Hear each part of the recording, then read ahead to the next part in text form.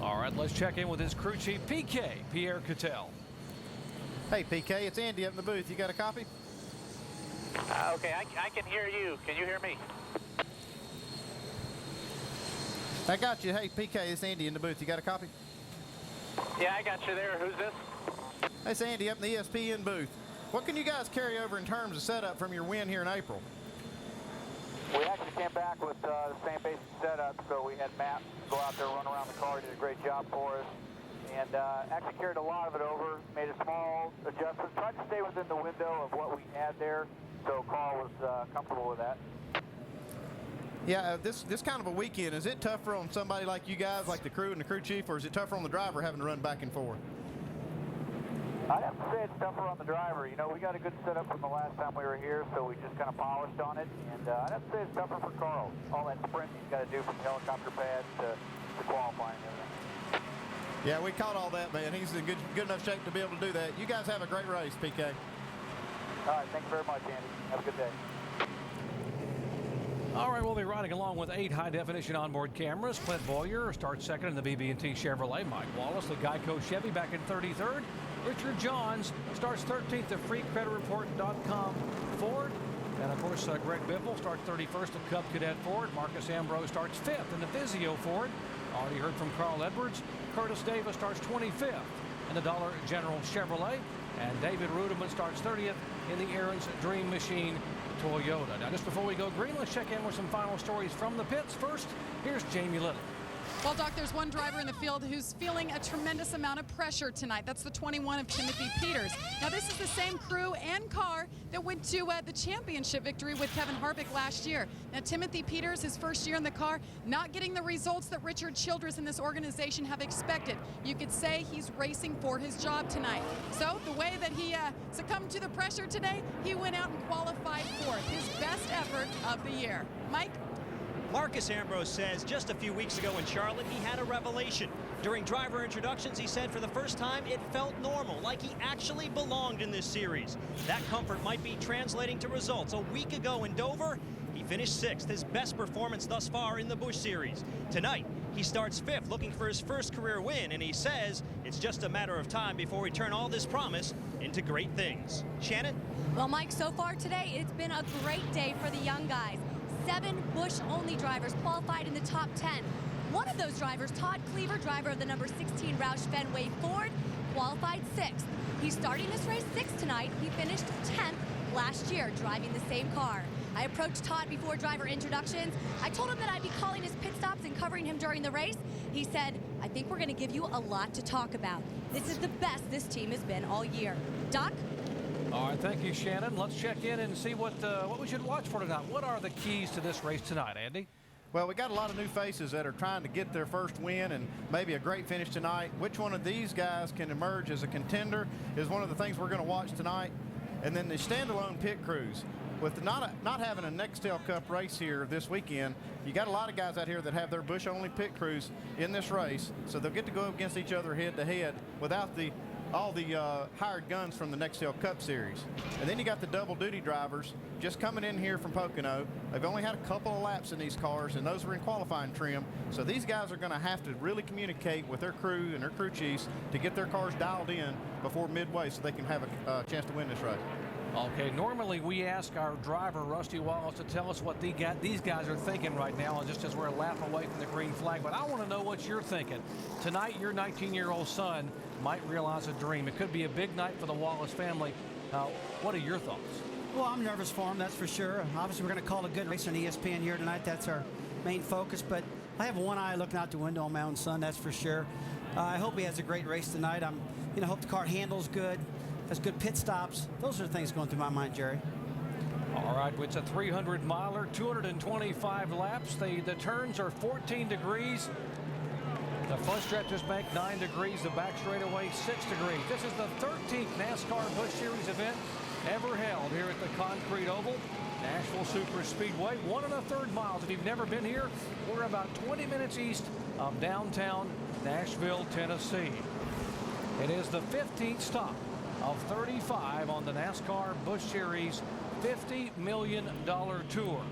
And how truly appropriate on a week where we all mourn the loss of a man whose family put this sport on the map, that it would be family we talk about here as leading the field down to the green flag. Well, we're all thinking about the France family this week, that's for sure. But, you know, right now, France would want it to be focusing on racing, and that's what we're doing right now.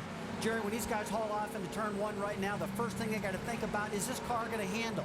Don't get loose side by side. Don't spin this car.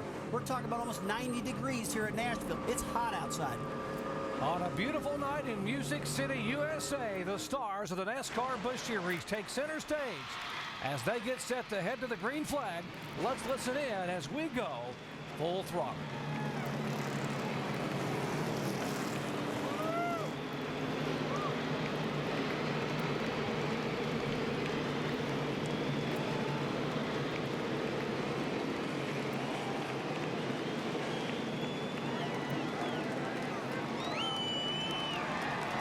Cars off, be ready.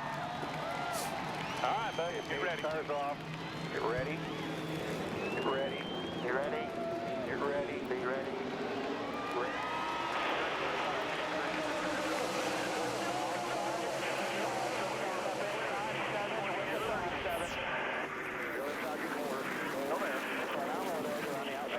Inside corner.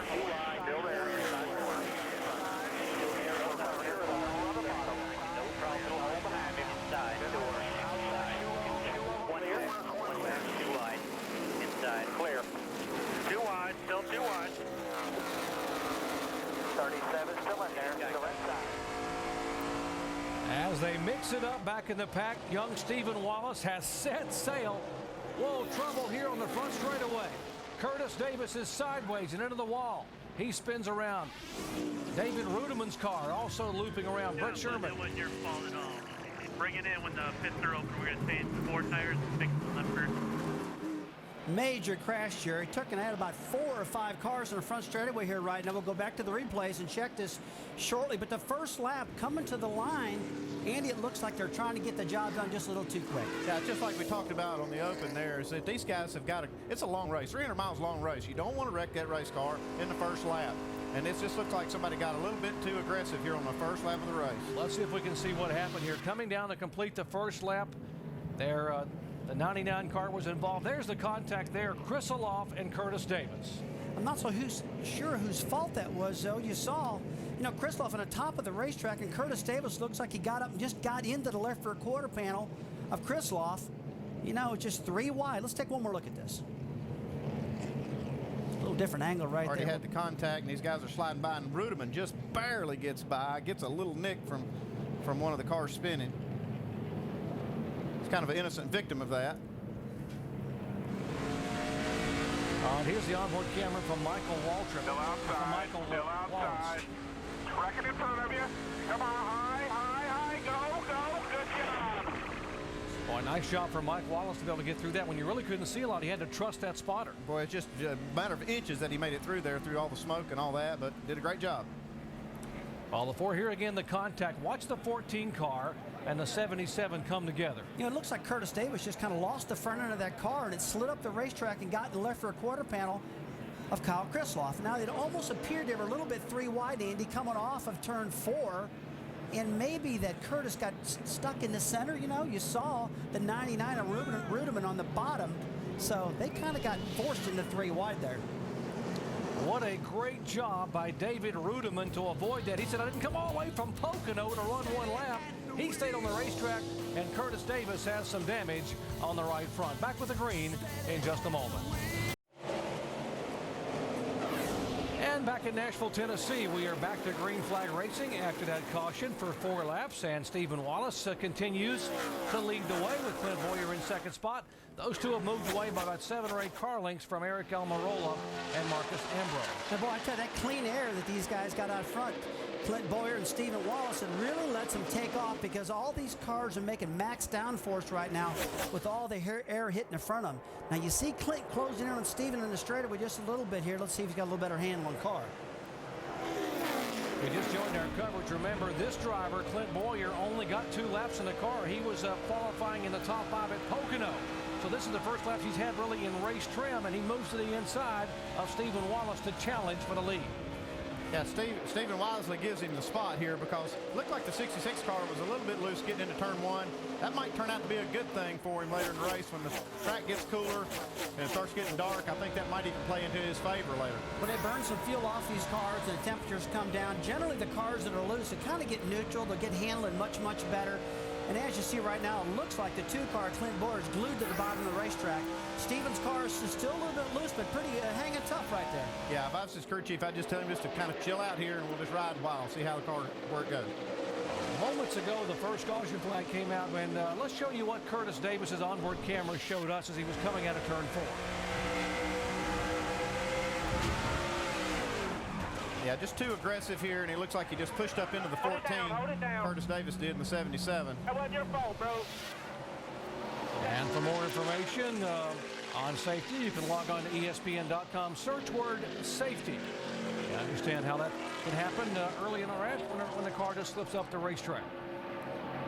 Battle for 7th spot. Regan Smith making the move inside of Marcus Ambrose, and Ambrose is under attack from the 35 and the 90. That's Bobby Hamilton Jr. in the 35 and the 90, Stephen Light, trying to back up that good run at Dover a week ago. We saw the 59 car wiggle a little bit coming off the corner there. A lot of these guys have got the car set up pretty free, pretty loose, meaning the back wheels are sliding around a little bit on them. They're kind of anticipating, like we said, this track getting cooler, so we're going to see a lot of that here early. Riding along with Marcus Ambrose onboard camera. Ambrose get that 6th place finish last week at Dover.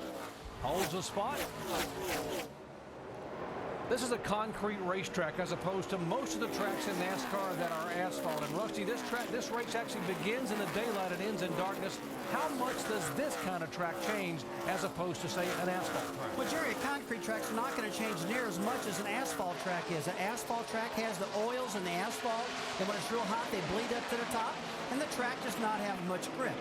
Versus a concrete racetrack, it doesn't have that. So, you know, it's going to get a little tighter as the sun goes down, but not near as drastic as an asphalt racetrack. And this particular track, this is probably one of the best designed tracks I've ever seen. Here's a battle for 4th spot. Scott Wimmer, who was the pick of our Brad Doherty to watch tonight, he is making a move to get around Carl Edwards, or Edwards trying to make a move to get back around Scott Wimmer, and makes the pass.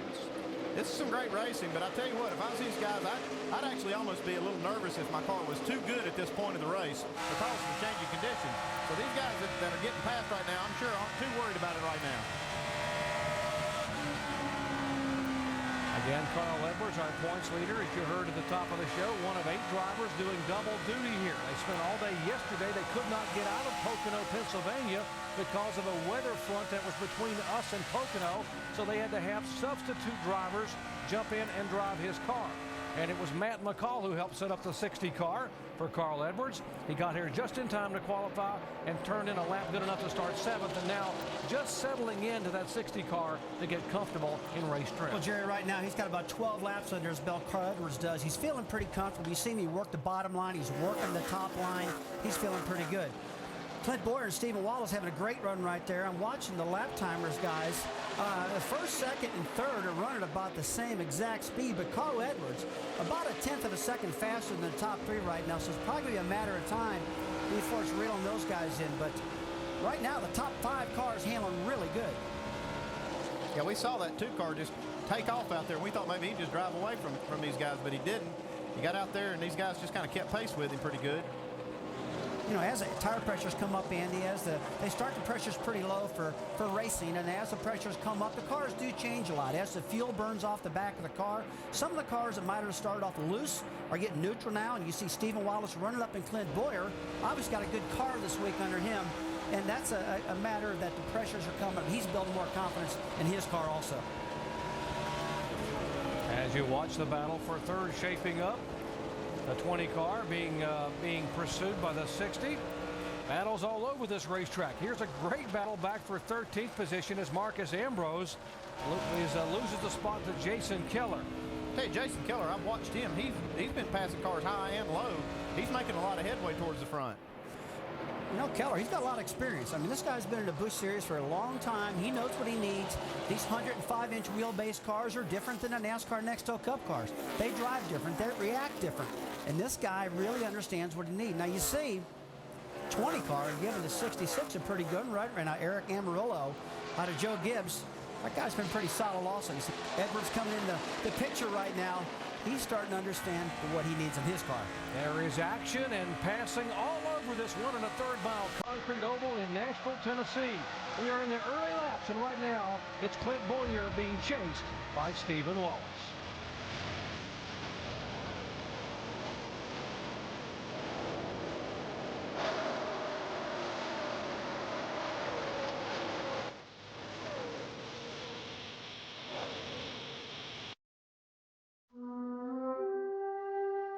He was able to manage NASCAR as from a point of strength. He exercised that in every way, and once he made up his mind, I mean, you didn't change that. I think I'm the one that can coin the phrase, he was a benevolent dictator. I remember I went in there one time when I was talking about something, he goes, and we're not doing that. I said, okay, yeah, I got you. He would never give up. If he wanted you to do something, he stayed on you until you finally said, I give up, and I'll do it. But he was a super guy the way he approached you about it. It wasn't a forceful, it wasn't a threat or nothing like that. Memories of Bill France Jr., who passed away Monday, and Mr. France will certainly be missed and did more than anyone, to make the sport of NASCAR racing what it is today. NASCAR racing tonight is in Nashville, Tennessee. Nashville Superspeedway, where Clint Boyer leads, although what's behind him is shuffled up quite a bit. Eric Almirola in the Joe Gibbs 20 has just gone by Stephen Wallace into second. Yeah, let's give Eric a shout out. He comes out of Joe Gibbs Racing Stables, and Eric was a part of the Diversity Development Driver Program 2 seasons back. Ran a lot of late model stocks throughout the Mid-Atlantic region as well as the Southeast, and stepped his way up through the trucks. Now he's in the Busch Series, and he is having a tremendous run. Let's give a pat on the back and a shout out to Joe Gibbs for taking a chance on this young man as well. Where the driver's name is normally over the door on a race car, on that 20 car it says Cuban Missile. Cuban Missile, baby. He's rocketing toward the front, but he's got a long way to chase down Clint Boyer, Doc. Yeah, Eric Almirola very proud of his Cuban heritage. He lives in Tampa, Florida, and he became the first driver of Cuban heritage to ever win a NASCAR Busch Series pole when he won last year at Milwaukee, subbing for Greg Biffle, and he won the opener at Daytona this year. This battle just will not go away, guys, as these two veterans just keep swapping the position back and forth. Well, Scott Wimmer driving the 29 car, chasing down Carl Edwards. It's a car that Jeff Burton normally drives, and Jeff has had a lot of success in his 29 car. You know, won some races, just always runs up front in it. So you're talking about two really good cars right there, Jared, racing side by side. And I like looking at the attitude. Look how much different the cars look. 29 car up in the air, a little in the front, a 60 car down. But you know, they're running about the same speed on the racetrack. Yeah, they're just kind of scoping each other out. Their lap times are as good as the leaders right here, and they're just kind of biding their time. They've run about 25, 27 laps here, and they're trying to, you know, figure out what they've got so they can talk to their crews and crew chiefs and kind of predict where they need to be for their car to be better here later. Well, now you got to believe that Carl Edwards, you know, coming from Pocono, coming down here to Nashville, with not any practice in that car, is really looking forward to a caution flag here, you know, next 10 or 15 laps, if one comes out, to adjust that car to get it more to his liking. Yeah, I'm sure he's talking to PK quite often here, trying to relay all the information he can to him about the way the car is handling. All right, the 21 car a moment ago, Timothy Peters had such a great qualifying effort, started fourth, as now was shown a moment ago running in 7th position. Might have had a little contact with the outside concrete. Well, just light contact there coming off the corner, but that can do a little damage there. Yeah, he kissed that just a little bit. You know, we really want him to have a good run tonight. He feels like he's got a little pressure, you know, on him to perform. Maybe it's self-induced pressure. Richard Childers isn't the type of guy that puts a lot of pressure on a driver. As you see a pass here, 29 car Wimmer just getting under Steve Wallace right now, coming down the front straightaway here. Scott Wimmer coming off his best finish of the year last week at Dover, Delaware. With more, let's check in with Shannon. That's right, Scott Wimmer currently running fourth. It is his 7th start here at Nashville. He said he's a really big fan of racing on concrete because you don't have to adjust to the track, you just have to adjust your race car. And when they bring that car down pit road, they are going to make some adjustments. He's saying he's really free right now and he needs more rear grip. Doc? Yeah, I'll tell you what, I like hearing that. When he's saying he's free right now, if I'm his crew chief, I'm feeling pretty good about it because he's able to run good lap times, and the track is going to tighten up. Boy, Andy, that's not a bad thing, just like you said. As a driver, you know, it is so hard to get your car to turn in the front end. But if you got that front end hooked up on these cars and you're a little loose, hey, they can take some air pressure out of the right rear. They can drop the right side track bar down. They can do some things like that to wake that thing up pretty quick. But man, trying to get a push out of the front of a car, folks, let me tell you what, if you don't know much about the way these cars handle, And some of the complaining the drivers do, that's a nightmare to fix that problem sometimes. You see this 4-car, Regan Smith, he's moved by the 60 car. He's got a pretty good car, too. It looks like Carl's struggling with his a little. And, you know, going back to the 4-car, Andy, we announced earlier a couple days ago that they're not going to run the full schedule. They've been running the full schedule. Bobby Giddens feels as though Regan Smith is coming on so good right now that, hey, we're going to not run all these races like we thought. We're going to run just the companion races, and maybe not all of those. Yeah, I bet that's kind of bad news for Regan. He likes racing. I'm sure he'd like to run them all himself. And he has been impressive. 2 top 5 finishes, one of them coming here back in April. He finished 5th and also 5th at Lowe's Motor Speedway a couple of weeks ago. Well, Mike Massaro, what's going on with the 59 car? Well, Doc, a little bit of concern about the right rear. Marcus radioing in, saying it feels like it's rolling over a little bit on the right rear. They're not sure what exactly is causing that. They may have a tire going on, but they're already contemplating as to what they'll do on the next stop, thinking about perhaps putting in a spring rubber or maybe changing some air pressure, but certainly a problem with Marcus Ambrose. All right, thank you, Mike. We'll check in with Greg Connor and keep an eye on Marcus Ambrose, as he has now fallen back to 19th position after that great qualifying effort here early on. Well, they are chasing Clint Bowyer. He has led the last 27 laps after young Stephen Wallace led the first 6. Back with more racing from Nashville, Tennessee in just a moment. Nashville's always been a cool place to go. Nashville's one of those places. It's a good place to race. You can be aggressive. It's a lot of fun. The Nets track, the driver's track, the racetrack, fairly new, has a lot of grip. But when you lose the grip, it's tough to field sometimes. That's why you see a lot of guys just spin out.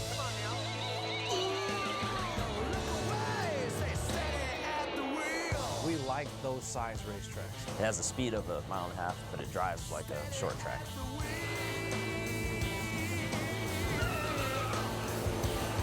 Greg Biffle likes this Nashville Superspeedway. In fact, he was flying up through the field, started 31st, was up to 18th just a couple of laps ago. And as we were getting ready to look at him and talk about him, he came down pit road and had a problem. I think we jinxed him, but Greg Biffle is a super race car driver. We talk about him week in and week out. He will work his way back through the pack up towards the front, I guarantee you. Thought the right rear was loose on his car. Now he's 2 laps down in 36th place. You know, Greg's gone through a lot of trouble shuttling back and forth from Pocono to Nashville today to run this race. And he's not racing for the Busch Series Championship, but he did it for one reason: fun. What makes it fun is no pressure. You know, the pressure of the points, the pressure of your job, and all the things are like secondary, you know, because you're not running for a championship, and you're just there to have fun and win. And that's what makes the Busch Series so much fun for me. I know racing's big business, especially on the Nextel Cup side with these, you know, $15, $20 million sponsorship deals and all that, but racing's supposed to be fun. Yeah, and he's the old throwback type of guy. He reminds you a lot of David Pearson or even Cale Yarborough. Greg Biffle can drive the wheels off of anything, and he loves to go racing. Got his work cut out for him to get back in the hunt for this one, but Doc, I guess the bright side is it's early. It is early, Allen. He is being shown 2 laps down in 35th position. He won his very first NASCAR Busch Series race here on the first race they ran here back in April of 2001 by dominating the night. But Rusty Wallace, the question is, we are seeing more and more guys having trouble with tires getting loose early in the race the last couple of weeks. Why is this happening? Jerry, I don't know what the problem is right now. That happened to my car last weekend, and then 2 weeks ago it happened again. And now we just have Biffle coming down pit road a little while ago and saying he thinks his right rear's loose. These are impound races. You know, they qualify, they torque the wheels before they go out, then you're not allowed to touch the cars. Andy, I don't know if there's something going on with as they're hot and they cool back down and maybe the lugs get loose. There's something strange going on right now out here. A lot of guys are searching around the wheels. Is that the problem, or what's going on? Well, anytime you have a problem, you know, that's reoccurring, you got to get to the bottom of it. And I don't know if it's not, their wheels not torqued enough, whether they're having some problems with some of the materials, the hats that hold the rotor, the mating surfaces. I don't know what the problems are, but, well, I'll tell you one thing, is my team, I'd get it fixed, and I'd get it fixed right quick. All right, 44 of 225 laps complete. And Clint Bowyer being shown as the leader. Bowyer has led the last 38 laps after young Stephen Wallace, who sat on the pole, led the first 19. It is Bowyer, Wimmer, Almirola, and Regan Smith. His car just seems to be coming and getting faster and faster. As you watch this battle back here, Jason Leffler, that's just a great top 5 finish here back in April. He's also come from the back of the pack, and Leffler now being shown in the 7th position. Bobby Hamilton Jr. behind him in 8th. But Jerry, as we watch this battle right now between Leffler and Bobby Hamilton Jr., back up front, Wimmer just ran a 31.06 compared to the leader of a 31.25. And the third place car a 31.40. So, folks, what I'm trying to tell you is that Wimmer's on the move right now. He's running his teammate down in that 2 car, and that 29 Holiday Inn car is flat flying right now. Andy, when you have team cars like that, how similar, I mean, you worked with the Richard Childress organization, you had team cars going on there. How similar are the setups? I mean, do you cater to the driver, or if you know you got a good setup, do you put it on all the cars? Well, you know, a lot of times they will be very similar, but the drivers have different styles. Sometimes their setups may be similar, but they'll have some different, particulars to the setup. But, I've even talked to crew chiefs of teammates that have totally different setups. They might even be, not even in the same world. And then they'll run like they have the same setup. They'll run right together. I was looking at some of the cars earlier. I was watching the 29 versus the 2 car and versus, the Childress' other cars. And you look at the nose of the car. I know they come out of the same. Take a look at this 29. See, it looks like it's just a little bit difference in air dam height than his partner up front leading the race, Clint Boyer. So that could just be the shock valve, and these guys may have a different feel that they want to have. And the shock valve in one of these cars might be a little different. The rest of the setup may be the same. Scott Wimmer has 5 top 10 finishes this year, 3 in the 21 car and 2 in the 29 car he is driving here tonight. Making his 9th start of the year. He's won 5 times, but he has not won a race since July of 2003. That one coming at Pikes Peak. So you think he's hungry, think he wants to get, he knows this is the opportunity 300 for guys who haven't won, and it's been 4 years since he's been to victory lane. I'll guarantee you it'll feel like the first win for him if he gets it tonight, because it has been a long time. And Rusty, when you haven't won a race in a long time, boy, you just get hungry, especially if you've tasted victory. You get hungrier and hungrier when you don't. Oh, man, I'm telling you, you start doubting yourself also. You start thinking, you know what, I thought I could drive these cars. Maybe I can't.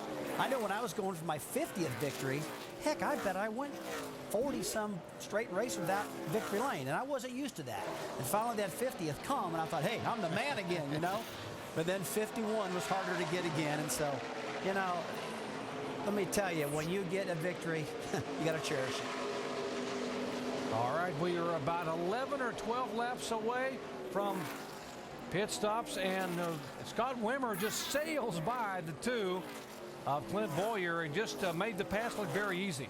He's running like 0.3 of a second faster than Boyer that last lap, Jerry. That's big time. I mean, it's like they got Boyer tied to the stump, and he was leading the race. Wimmer just shot on by. So, whatever they've done in that 29 car, they got that thing hooked. That's for sure.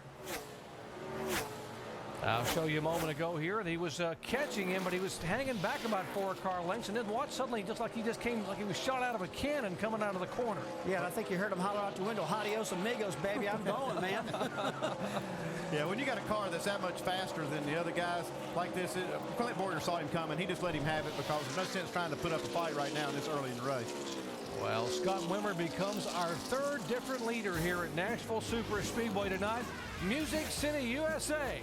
And the young man from Wisconsin is showing the way. Back in a moment. The Federated Auto Parts 300 ongoing for the NASCAR Busch Series here at Nashville Superspeedway. Our Castrol GTX lap leaders. Clint Boyer has spent most of the race out in front after going by Stephen Wallace at lap number 7. But now Scott Wimmer pacing the field as we get close to the first pit stops. You see the sun beginning to set behind the main grandstand. Now part of the track in shade, part of the track in sun. And Tim Brewer, when we see these first pit stops, going to see a lot of wrenches flying like you're going to have on our Chevy Cutaway car, huh? Tell you what, Alan, like you said earlier, this thing's my friend. Temperature sensitive, air pressure. We're going to be adjusting air pressure in those tires. Hey, we're going to be putting some tape on the front of these cars right in this area. Temperature's coming down. You put a little bit more tape on here, a little bit more downforce. Get that thing stick down in the middle of the corner a little bit better. Roll through there a lot freer. Back up there. All right, thank you, Tim. That's why Tim Brewer and you, Andy, were such great crew chiefs and won those championships with Kel Yarborough and Darrell Waltrip and you with Earnhardt. You're always thinking about little things you can do and how the weather and the heat affects the racetrack. Yeah, you're just looking for an opportunity to get your hands on the car. These guys have been under green now for almost 60 laps, and these guys are just itching to get their hands on it where they can work on it. They've been changing the pressure in the tires so they're ready there, and if they need to, they're going to go over there with those wedge wrenches and change those track bar heights and some of those jack screws and get these cars tuned up. Well, you know that the drivers are talking to the crew chiefs, and the crew chiefs are talking back saying, what do you need? What can we help you with to make the car handle better? And he's saying, well, I'm probably a little loose, or I'm a little tight. But I got a feeling what everybody's saying right now is, hey, my car's getting tight. And that's where you got to start keeping up with the racetrack, because as the sun comes down and this track cools off, these cars are going to get tighter and tighter. So what do? A little air pressure out of the right front, some in the right rear, things like that? A lot of guys have already built that into their setup.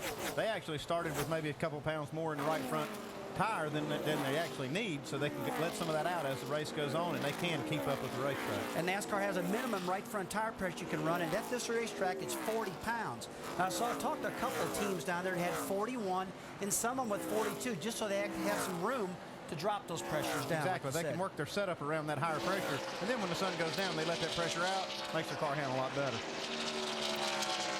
That two-car of Clint Boyer, who led the middle portion of the race, having trouble keeping up because Scott Wimmer, guys, is 0.3 of a second quicker. That 29 car right there is 0.3 of a second quicker than the second place car there, the two-car of Clint Boyer. Yeah, you know, these other guys got to get to work on their cars. That 29 car he's picking them up, putting them down right now.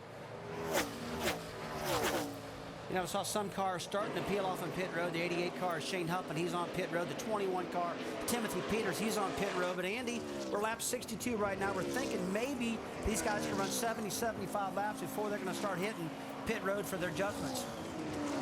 Let's check in with Jamie in the Timothy Peters pits. Oh, we talked about him earlier. He just came in for his pit stop, 4 tires full fuel. It was a clean stop, but a bit longer than the team would like.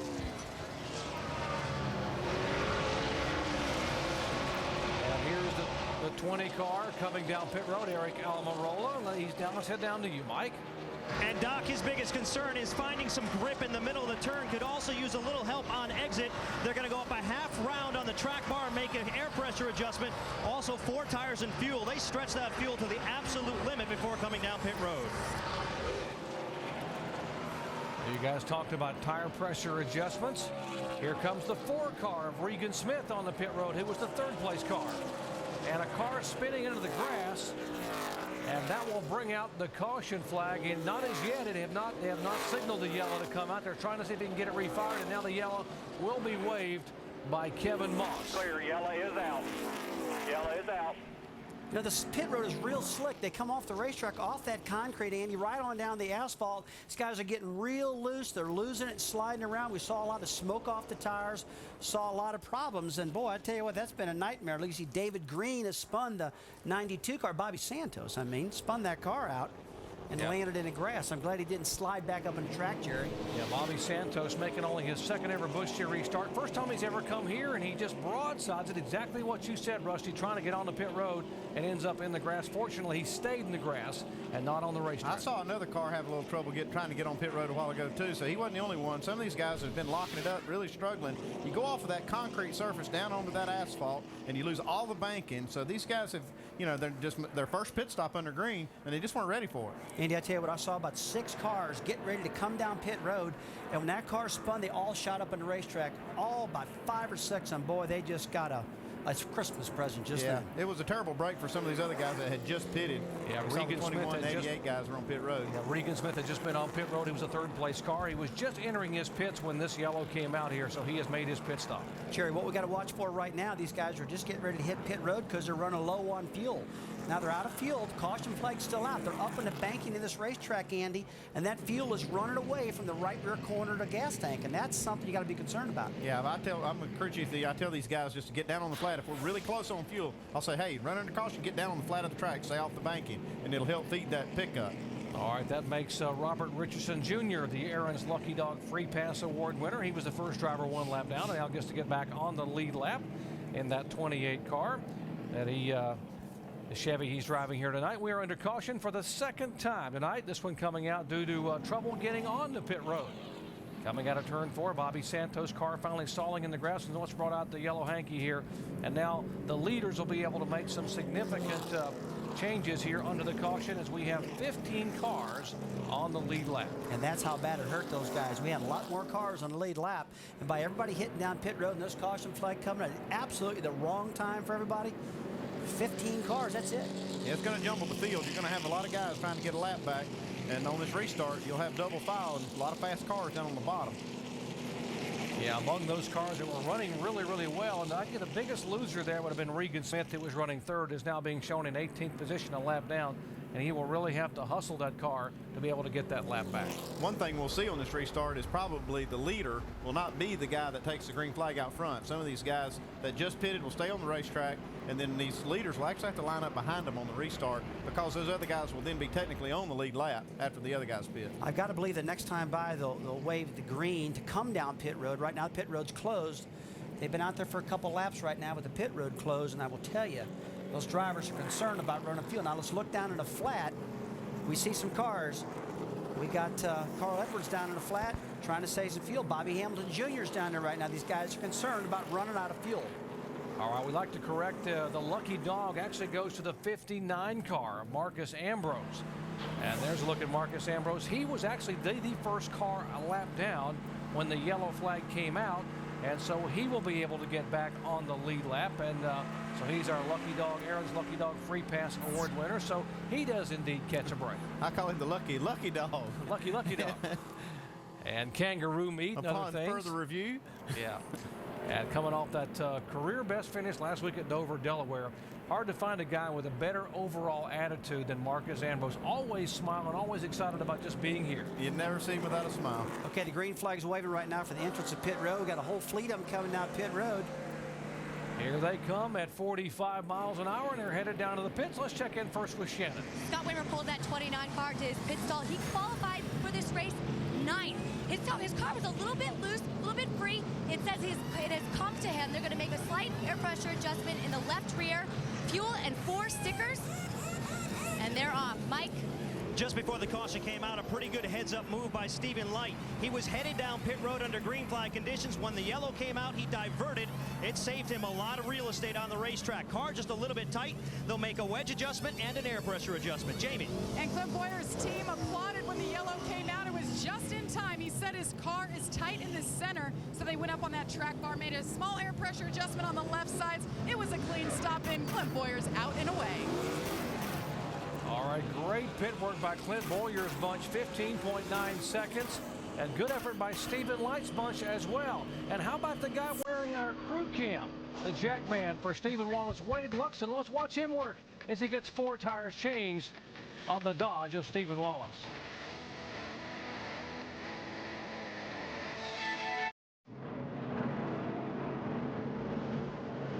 And back at Nashville Superspeedway under caution for the second time today. Troubles up in turn 4. Bobby Santos' car spins coming on the pit road, brings out the yellow, and everyone has been on and off for their routine pit stops as they get set to take the green. Let's listen in as we go full throttle. Car off. Be ready. Ready. Green flag, green flag.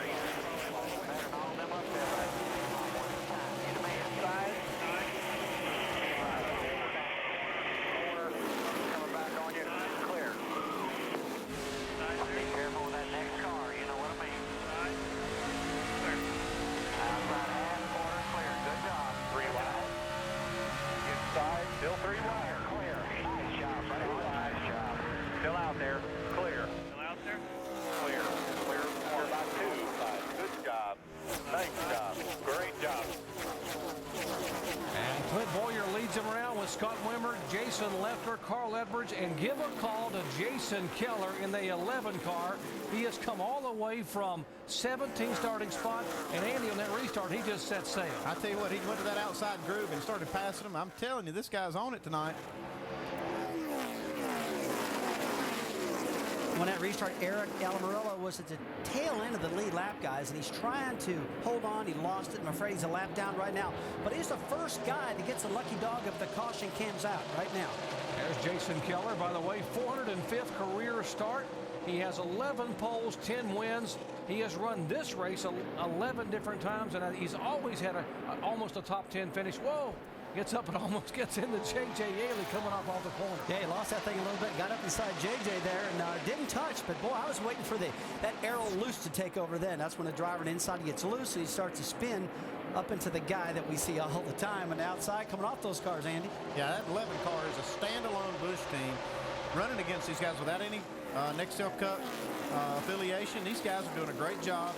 Just a brand new team to come in here and do this. I know they got a veteran driver, Jason Keller, but this is very impressive what they've done so far. He's almost won this race 3 different times. In fact, he led 100 laps here back in 2002. Let's check in on his pitch with Jamie Little.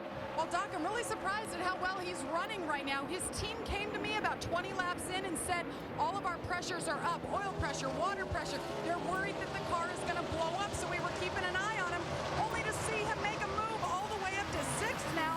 He's not complaining about those temperatures anymore. Miraculously, the car is great right now for Jason Keller.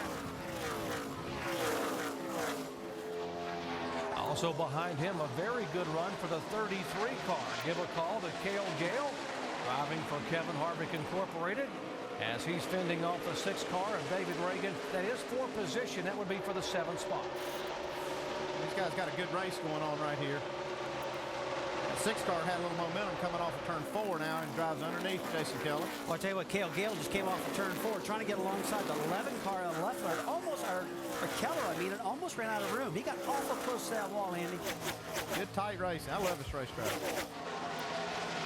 David Reagan, pole sitter at Texas back in April, driving for Roush Fenway, almost fender to fender on the inside, hugs that bottom groove, and will be able to almost, well, now he does indeed clear Jason Keller. And here comes Cale Gale as he tries to make the move. We're checking his pitch with Jamie. Well, guys, Cale Gale, just his 2nd appearance for KHI, his 2nd appearance this season. Now, what's great about Cale Gale, the guy grew up in a race shop. He built his own shocks for this race car. Their shock specialist is actually at his daughter's graduation. So Cale Gale built his own shocks, and he's keeping an eye on it. He's in the shop all during the week. He just wants to show what he's made of, show what he's capable of. His last time running here was in this same car. He was running 12th only to be taken out. So, guys, I think he's looking for a little redemption. I'll tell you what, Jamie, I love a guy that works on his car, understands it, knows what shocks, springs, air pressures.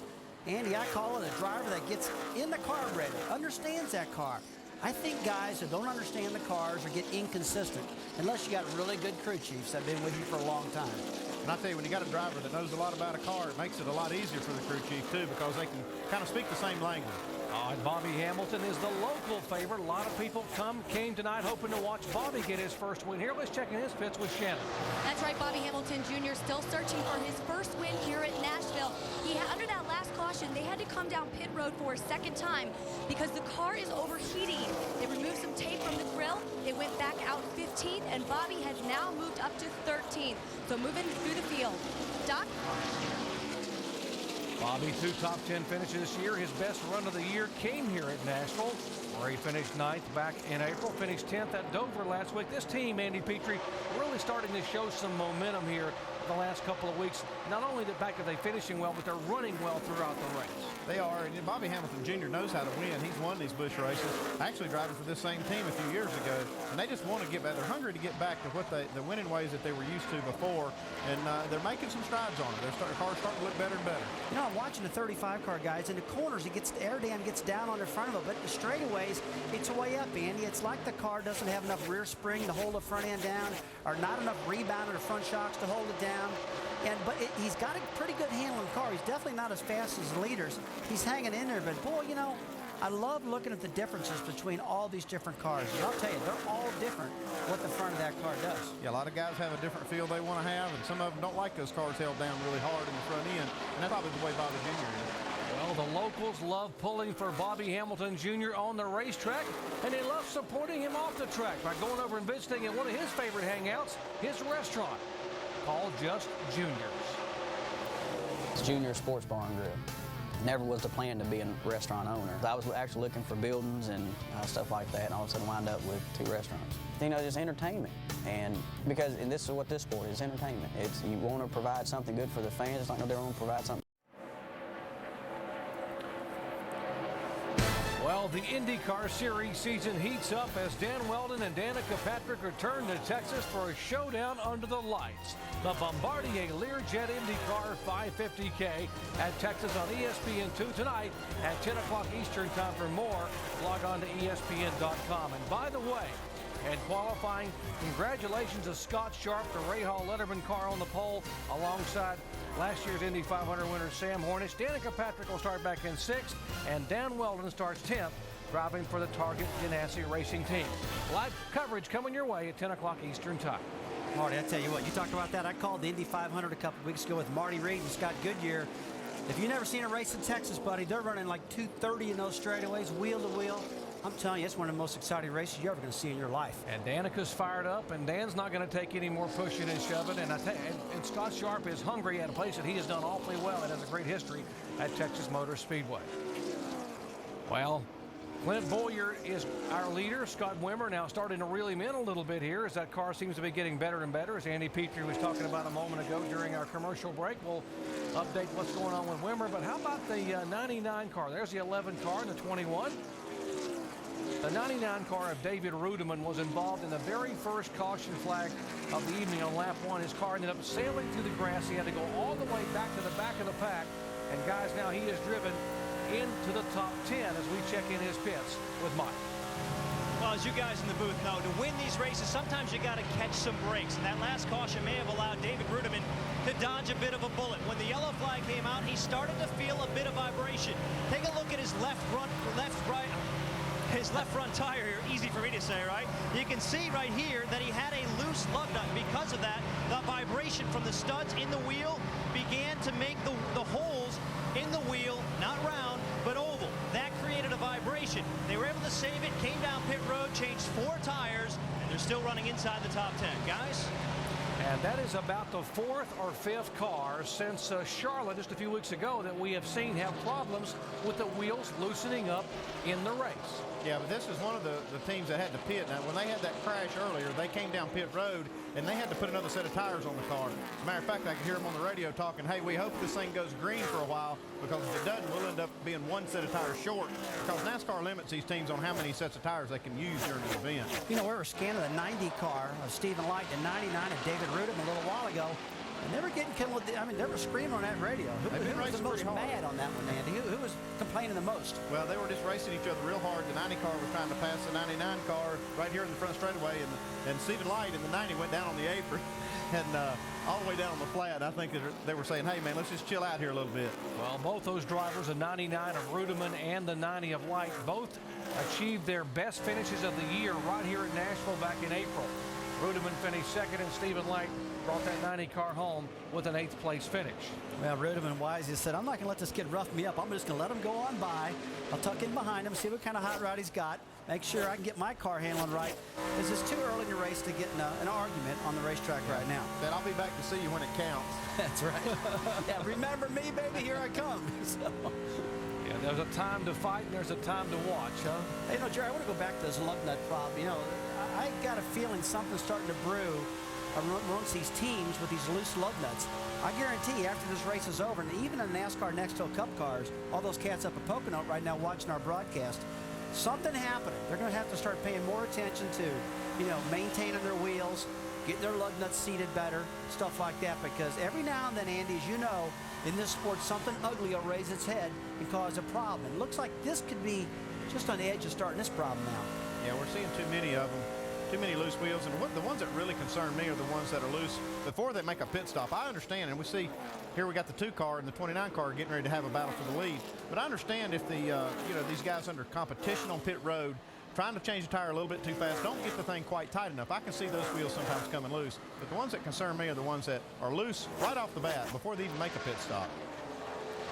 All right, Scott Wimmer, who just like we saw early in the race, says the longer we run, the better that 29 car gets, and he was about 2.5 seconds back, and now he's just 4 tenths behind Boyer, and he is 2 tenths quicker a lap than the leader, Clint Boyer. So about 2 laps, 3 laps from now, we're going to have a battle up here for the lead if Wimmer continues to climb the way he has done.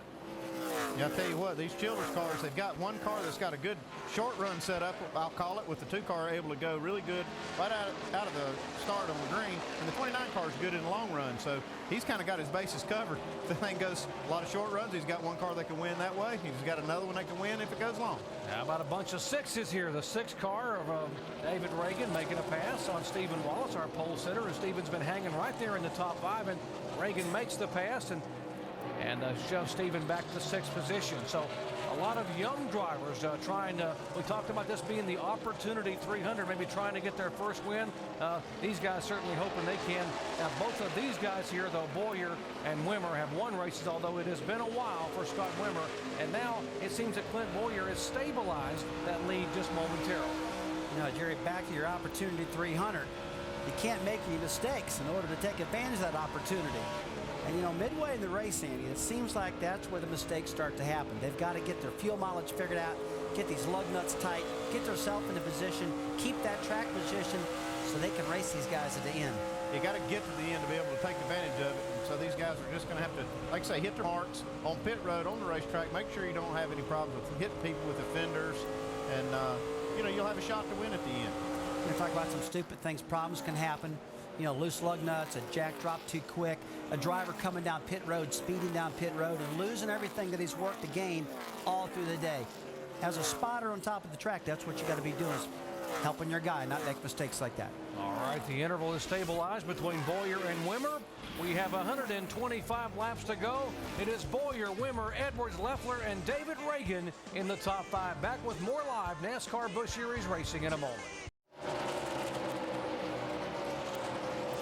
NASCAR Busch Series, Nashville Superspeedway approaching halfway, and a new leader, Scott Wimmer in the 29, has just gone around his Childress teammate, Clint Boyer, in the 2 just about 1 lap ago. Boy, he really is. Look at this nice move as he comes up off the corner. I told you this guy was going to be hunting that clean air out front.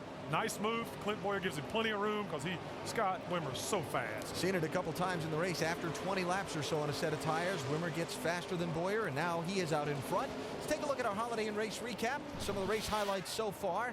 Started off the evening here in Nashville, remembering the leader of the sport who we lost earlier in the week. Yeah, in honor of the memory of Bill France Jr., the teams are displaying armbands as well as decals, and it's all in remembrance of the great Bill France Jr.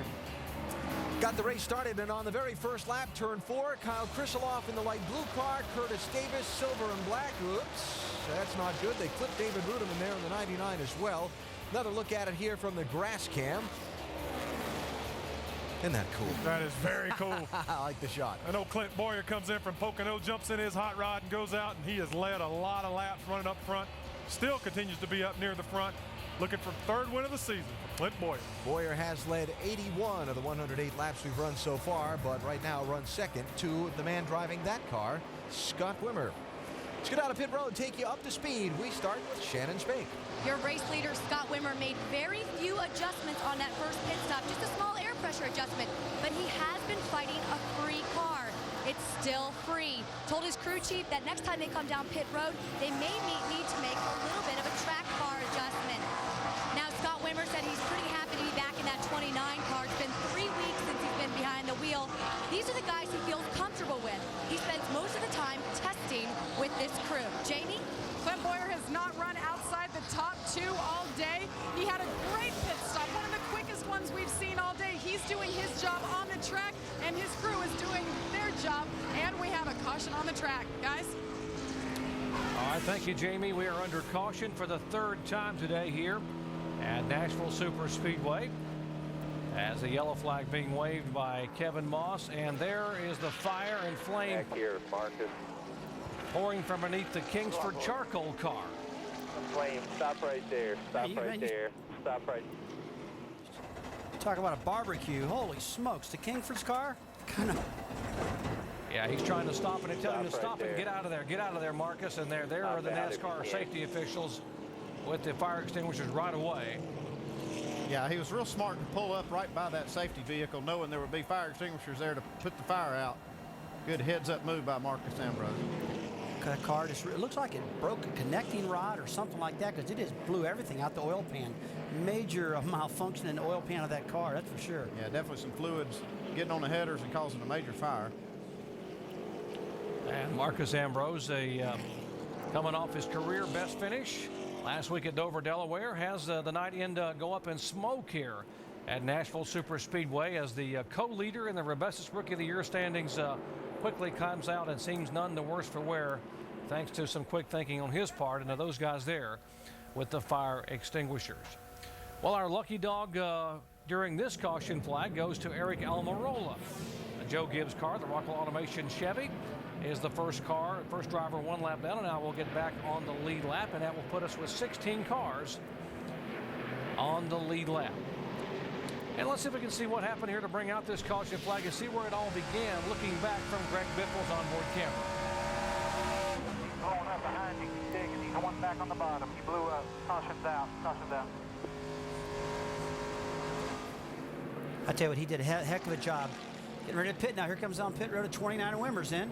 Let's check in with Shannon. That's right. Last pit stop, Scott Wimmer took out a little air. They're now going to put that air back in. They're going to lower that track bar just a half a round, and they're putting scuffs on the tires this time. Mike?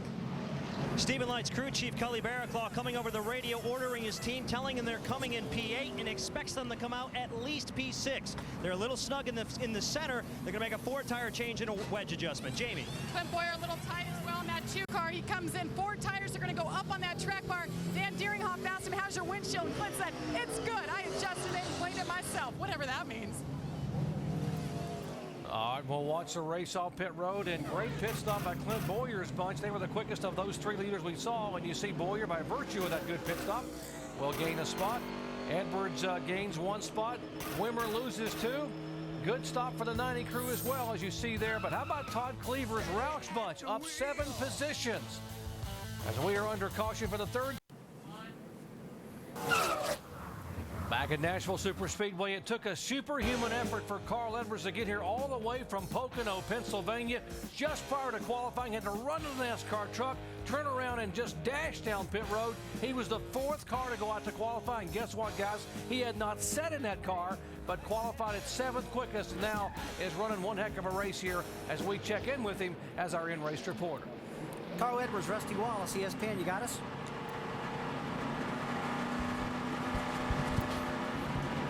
Carl, Rusty Wallace, ESPN, you got us? Yeah, I got you, Rusty.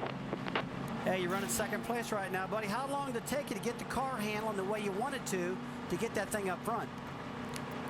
Well, PK and the guys are still working on it. It's real touchy here. You know, it's a little bit tight in the center, pretty loose off. But I think I got old Clint nervous up here. It's going to be a fun race. I don't know if we're fast enough to catch him. But if you talk to him, tell him I think I am.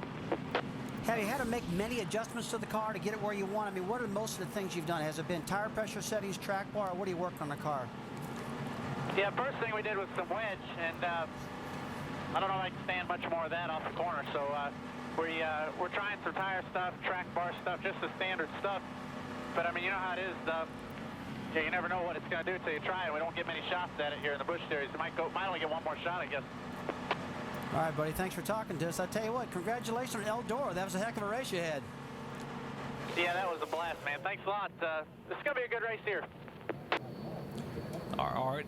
Here is the, on Wednesday night, what they call the Prelude to the Dream, the half-mile Eldora Speedway in Rossburg, Ohio. That, by the way, is Bill Elliott, who was upside down, and he would climb out of the car, jump on the car, to the delight of the fans. There's Tony Stewart to help him. And this is the finish. What a great effort. Carl Edwards in the 99 takes the win, and closely pursued by Jeff Gordon and Kyle Busch.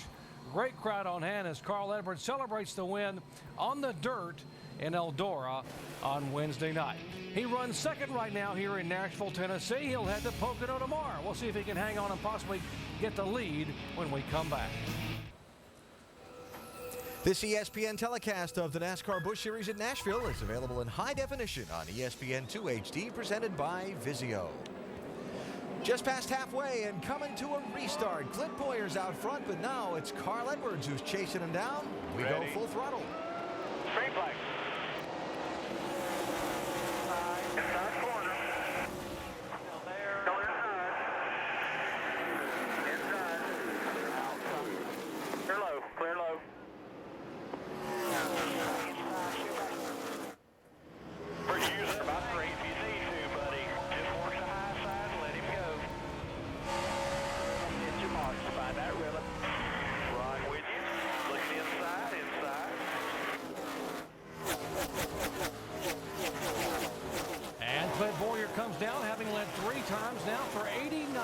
laps with Carl Edwards in hot pursuit there in the 60 car.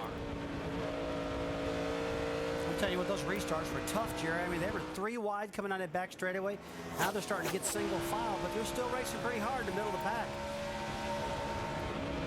Boyer the leader. There's Edwards in second. Scott Wimmer, the 29 car, moves in as the laps, as the temperature comes up on the tires. There's Wimmer back in the 29 car. Jason Leffler, who had such a great run here back in April, finishing third. He is now becoming a factor there in the Great Clips Toyota. Right now we got turns 3 and 4 completely shaded. The sun's down behind the grandstands here, all of the front straightaway. And Andy, we just got just a little bit of sun on the back straightaway, but the corners, hey, they're cooling down. Yeah, the track's going through that transition phase from day to night, and right in here is where these guys need to really be paying attention which way their car's going. I'll tell you what, they don't want to let this, 60 crew and PK work on their car, get their hands on this car too many times, because every time they touch it, they make it better. We see him right here putting some pressure on Clint Boyer in the 2 car. Won't be long, he'll be leading this race. Now, he told Rusty Wallace a moment ago that he was tight in the center and loose off, and he had made some significant adjustments early on with the wedge. I don't think I can stand any more of that. Why was he saying that? Well, some of the time, if he's talking about he's loose in and tied off, you don't want to get the thing right on the ragged edge one way or the other. So, he says, well, here he goes, going for the lead. Whichever bolt they turn, let's just say he turned it the right way. All right, okay. And indeed, he will take the lead here on lap 122. Carl Edwards, who, by the way, not only won here in April, he won this race a year ago, so he has won 2 in a row here. And in those 2 races combined, he led 198 total laps. He is now leading his first lap here tonight. Regan Smith in the 4 car had just passed these guys, though. He's out in front. You can just see that in that last shot. He's pulled away from these guys a little bit to get back on the lead lap. He made an unscheduled pit stop earlier. Just had him kind of mired back in there. Right here he is in position to get his lap back. Andy, you called it just a little while ago. You said if the 60 car gets his hands on adjusting that car, and he did that last time. This car works up the track a little bit right there, got a little loose or something, but, this guy drives a really loose car. We were down in the pit road before they qualified, and most of the cars dropped the track bar all the way down for qualifying in the Busch Series because of the impound rules. Carl Edwards didn't move his track bar at all. He was the only guy on pit road that didn't move the track bar, what led me to believe that, man, this guy can drive a loose car. Yeah, I'll tell you one thing, he drives his car extremely hard, and that's great for a crew because the harder you drive the car, the more problems you can expose and work on and adjust on, and that's one thing Carl does. He gets 100% out of that car all the time. Talk about what a talent these guys are. Here's a guy we've already showed you. He won on dirt Wednesday night in Rossburg, Ohio. He's trying to win on concrete tonight in a NASCAR Busch Series car. And he'll go back to Pocono and try to win on the asphalt at the unique Pocono Raceway, the triangular racetrack, on Sunday. And Jason Leffler, we talked about this might be a night where Toyota finally gets their first NASCAR Busch Series win. They finished 2nd, 3rd, and 4th here in April, and Leffler was one of those 3 cars in the top 5.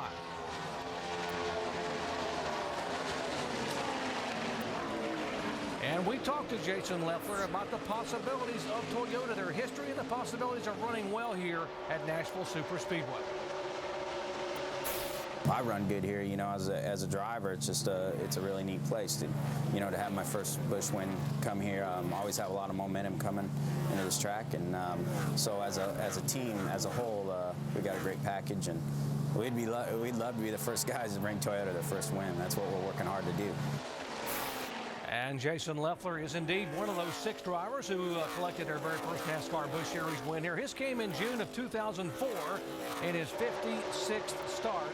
And he loves this racetrack, and obviously it's showing because he moved all the way up into the top 10 right away and is now the highest he has been today, being shown in 4th position. I tell you, this particular team has been strong throughout the year and last year. When they switched to Toyotas, it seems like the power was a little better than they ever had last year. They're running better. The cars are handling pretty doggone good. I would say that if they're going to get a victory, Leffler's probably going to be the guy. If not, Blaney's going to get it for him first. Yeah, it's just a matter of time before Toyota wins the race. And each one of those teams wants to be the team that gets them their first win. That's got to be a feather in their hat. As you look at Jason Leffler, we'll tell you that one of the up-and-coming drivers we thought might have a shot at getting his first win tonight had to call it a night, and he's now standing with Mike Massaro. And, Doc, that's Marcus Ambrose. He certainly had a hot rod, but certainly not the hot he wanted. What was it like inside that car when that thing blew up? It's just like showing a shrimp on the barbie, wasn't it? I blew up into one and just tried not to spin out my own oil through 1 and 2, thinking, oh, my night's done, just cruising back in. All of a sudden, flames are coming everywhere. Not too much came in the cockpit, but there was plenty of flames in the motor bay, and I just pulled off and got out of there as quick as I could. Well, tough break for Marcus Ambrose, coming off a career-best 6th place finish in Dover. And he came in tied atop. They were a bestest Rookie of the Year point standings with David Reagan. Reagan, though, having a really good run here tonight in the 6 car, showing in the top 15. Well, less than 100 laps to go here at Nashville Superspeedway. He came from Pocono by helicopter, qualified the car, and now is our leader here at Nashville. Back with more in just a moment.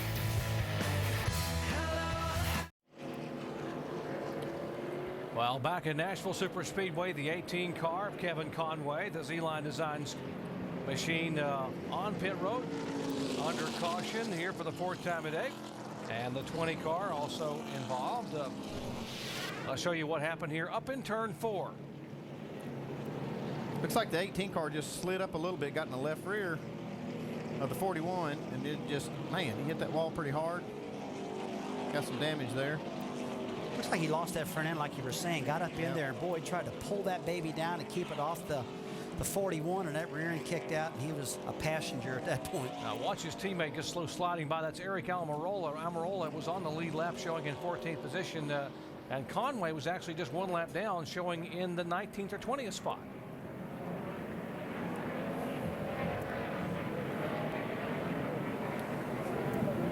Well, they pitted on lap 114, Andy, 25 laps ago. Pit road is going to be open here in a momentarily. Do you pit? Yeah, it's going to be kind of, I guarantee these guys are really talking on the radio. We see Carl Edwards dive down on pit road. The 29 car stays out, so you're going to have them split. All right, they come down pit road. Carl Edwards comes down at 45 miles an hour, headed to you, Jamie Little.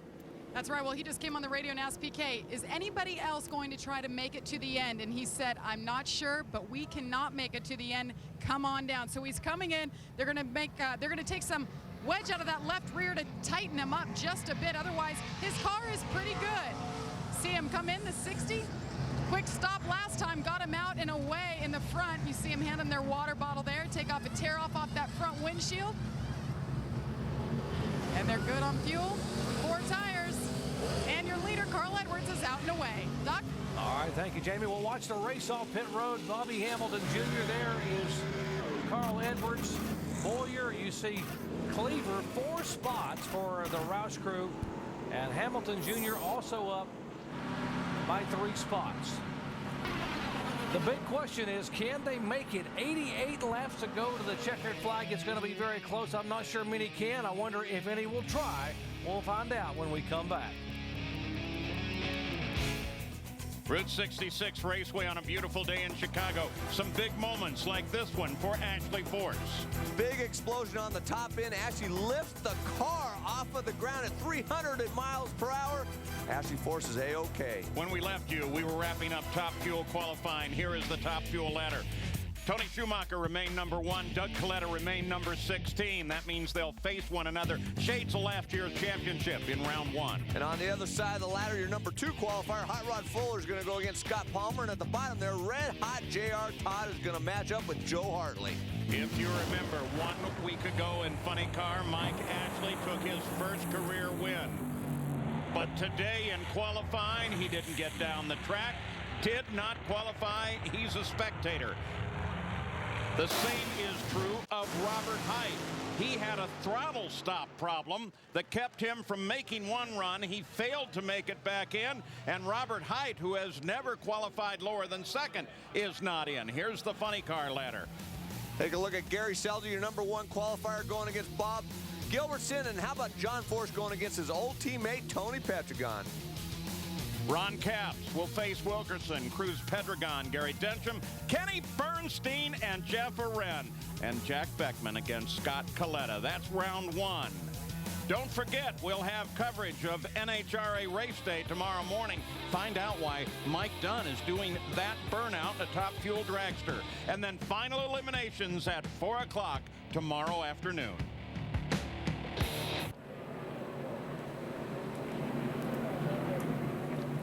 Pretty sight as the sun sets over Music City and the Nashville Superspeedway under caution for the 4th time, and a little pit strategy going to shuffle up the running order for this restart. Before we go back racing, been talking a lot about a nose plant. It doesn't have to do with me playing hockey. It certainly doesn't have to do with Brad playing basketball. Tim Brewer's at our Chevy Cutaway car. What's it have to do with on a race car, Tim? Thanks, Alan. What Rusty was talking about a while ago, folks, getting this air dam right down here on the racetrack. And our old friend up there, Andy Petrie, he come up with a unique spring package right here. This is what we call a coil binding package. And what that does, folks, when this thing's sitting in here, that's exactly what that spring looks like down there in the middle of the corner. And what that does is let that suspension down. It enables that air dam to get right down on the bottom of the racetrack, make that thing really good right in the middle of the corner. All the downforce makes that driver feel really good. And when Rusty Wallace is feeling good, he's going to the front. Take it away, Rusty. I tell you what, good explanation there, Tim. You know, you talk about coil bind. We're all about tired of talking about that, aren't we, Andy? Because unless you got the coil bind figured out, you're not good. But coil binding lets a car get down to the front of the ground, puts more pitch, and the lower that front end is, the more downforce you got, the easier that car is going to go through the air, the more downforce, the better it's going to handle. And that's the goal everybody goes for. All right, for more information on coil binding, log on to ESPN.com, search word know-how. As we get set for the green flag, the top 3 cars, Scott Wimmer, Jason Leffler, and Jason Keller, did not pit. As they will come down 1, 2, 3 and take the green flag with now 85 laps to go here in Nashville.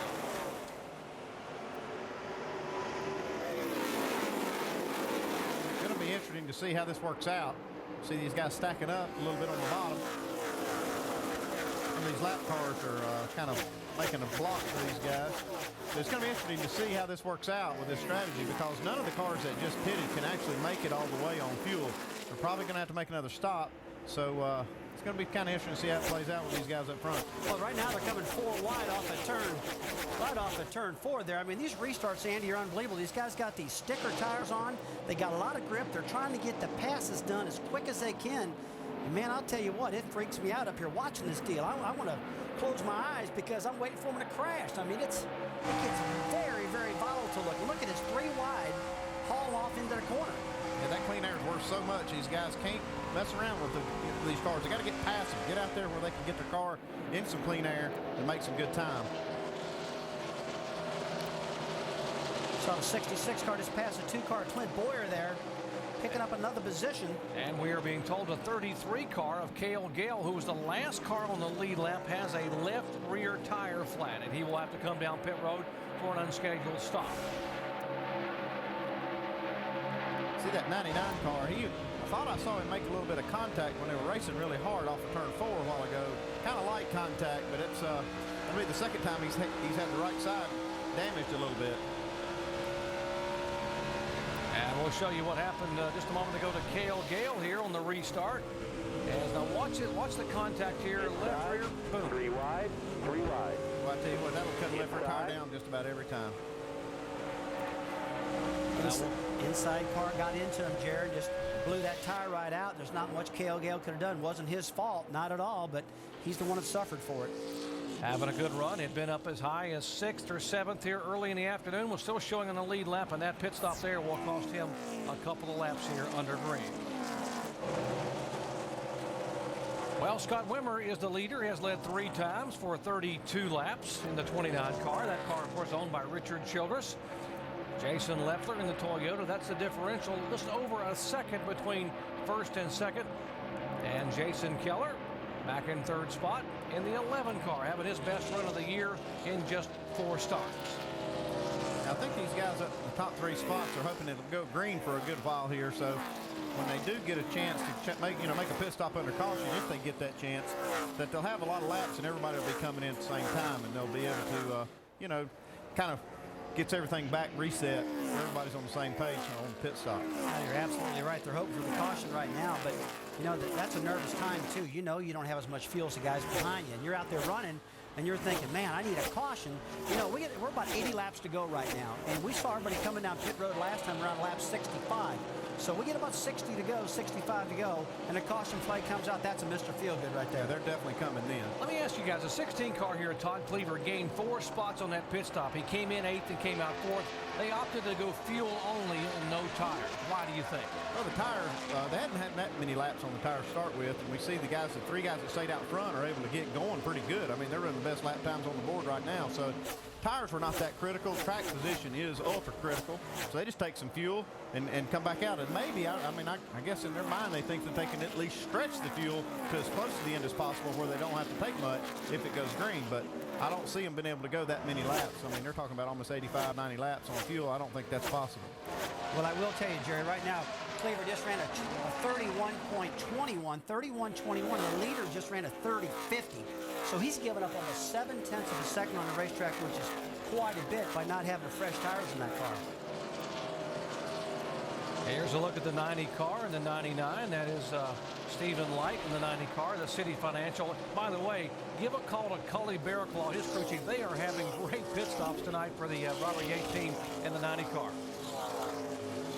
And they're giving this guy a chance to win for sure. And I tell you, that 90 car's been strong too. He's been strong all night.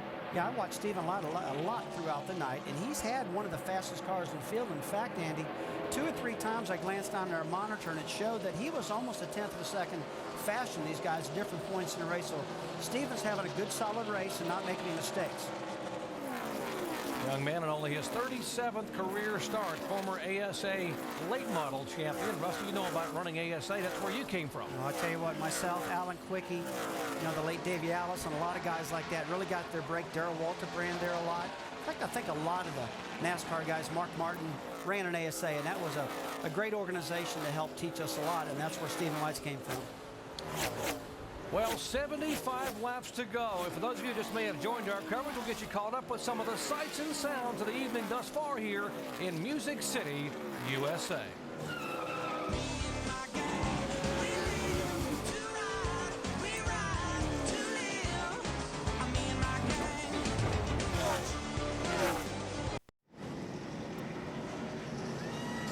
Final pit stop for the day. This could be the money stop. We're under caution for the 5th time. Let's check in with Shannon on pit road. All right, Scott Wimmer brought that car in. He says he gets a little bit tight behind cars, 4 tires and fuel, and guys, they can make it to the end. Mike? And that's Jason Keller is in right now, running in the top 3 spot. Todd Gordon, his crew chief, said, bring it on in. I know it's going to shuffle us to the back, but we're in our window. Here's a guy, Jason Keller just told me last week, 2 months ago, he was sitting on his couch watching us, never thinking he'd get this opportunity to race in the Busch Series again, and he's out and away. Doc? All right, the race off of pit road quickly. They had the Wakeem under caution for the 5th time on lap 152. Richard John's car came into contact. The FreeCreditReport.com Ford of Ed Renzi had contact with the wall. And here is Richard John's car still sitting on pit road as he pounds the steering wheel, hoping to get an opportunity to get a good finish here tonight. And here's the reason for the caution flag, the 5th one of the night. Yeah, looks like a tire went down. Right front. The tire went down. Looks like a right front. Down, clear down, drop, clear down. And nothing he can do about that. And that tire goes down. You're just along for the ride, and they hit that wall and did a lot of damage. They're going to have to go behind the wall and fix this. And what that caution meant is everyone came on to pit road and made their what should be their final pit stops. You heard Shannon say they can make it the rest of the way on fuel. And let's take a peek and watch Jackman Wade Luxton as he goes to work on the right side of the Home Life Communities Dodge for Stephen Wallace.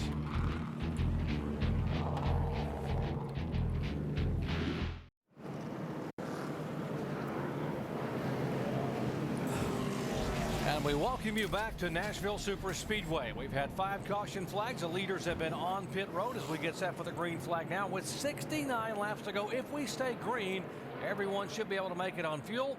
And our leader is a 20-year-old Stephen Light who has led only 1 lap all year long, that coming on the road course of Mexico City. He's now being shown as the leader as they come down in turn 4 and get set for the green flag again here at Nashville, Tennessee. Had a big shuffle of these leaders. A lot of guys just getting gas. Some of them getting 4 tires. Some of these guys have been leading early, got gas. I mean, got tires, and they're back. Setting the stage for a really good race right here. 18 cars on the lead lap. Young man Kelly Byers getting back on the lead lap, subbing for John Wood. He is the last car, 47 car. As Stephen Light tries to hold off the Toyota of Dane Blaney and the Dodge of Mike Bliss.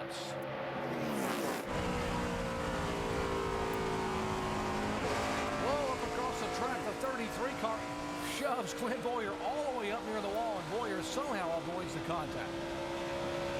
He didn't even break his momentum.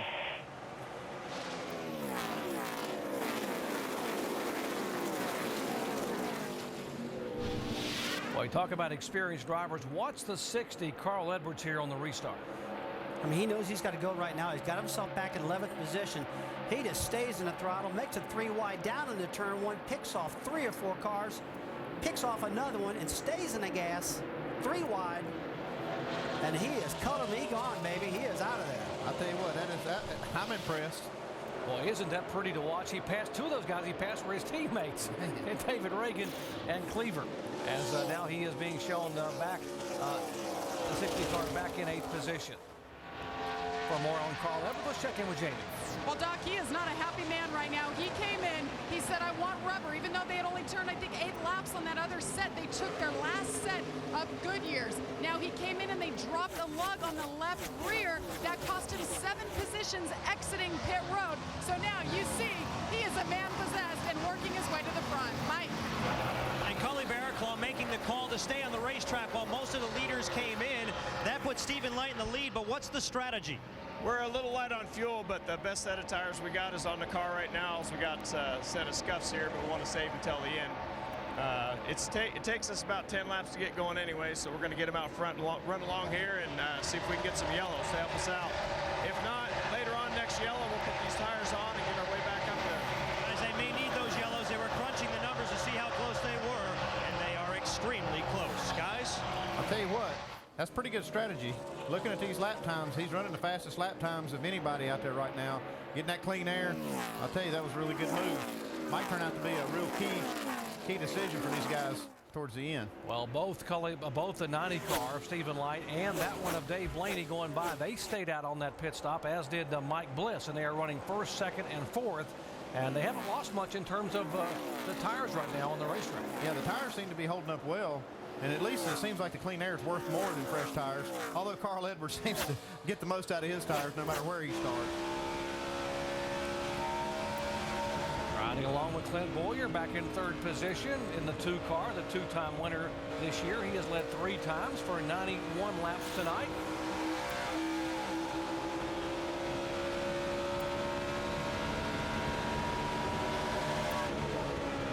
Stephen Light's still the fastest car on the racetrack out there out front. These guys having to fight some traffic. And how about Bobby Hamilton Jr.? He just keeps digging. Had to go back in the pack a couple of times, and now he's getting challenged for 5th position by Regan Smith. And here's a driver. If you remember at the beginning of tonight's race, Regan Smith was one of the cars that made a pit stop, and then the caution came out. So he was called a lap down. He was able to get back on the lead lap, and now he has driven his way all the way back into 5th position. Yeah, these guys have worked hard for this tonight. Hadn't been easy. They lost that lap early because of their fuel mileage, really. Bobby Hamilton Jr. racing at his home racetrack. He grew up in Mount Juliet, just about 7 miles from here. And he says he really likes it when he gets a chance to race against the Cup Series regulars. And here is Stephen Light. Put in, guys. Here is Stephen Light coming on the pit road. And a puff of smoke out of the right side as he gets it down to 45 miles an hour. Like a cylinder, because it just got a deep vibration and it was real slow, and it started getting sluggish all the way around, worse and worse and worse on the back. I don't. That's a tough break for these guys. Open, check the headers. No, you got to feel for him. I mean, leading a race like that, working the strategy, and all of a sudden he loses an engine. And you don't hardly ever lose an engine with Robert Yates Racing, that's for sure. Here we got a pass for the lead. As Clint Boyer tries to move to the inside of Dave Blaney, and he will take the spot away. So Chevy goes back to the point here at Nashville. Toyota is 2nd, Dodge is 3rd, It is Boyer, Blaney, and Bliss with less than 60 laps to go. Hey, Boyer's going to be hard to beat here. He's one of the fastest cars all night, and he's out in front. These other guys that have been able to challenge him earlier in the race are kind of mired back there, you know, 5th, 6th, 7th place. Well, these guys are going to have to live in these tires. At least most of them are right now. They're out of their 3 sets of tires that they've got allotted to them. They're in trouble right there if the caution flag comes out. They're just going to have to stay in the track now because everybody can pretty well make it on fuel.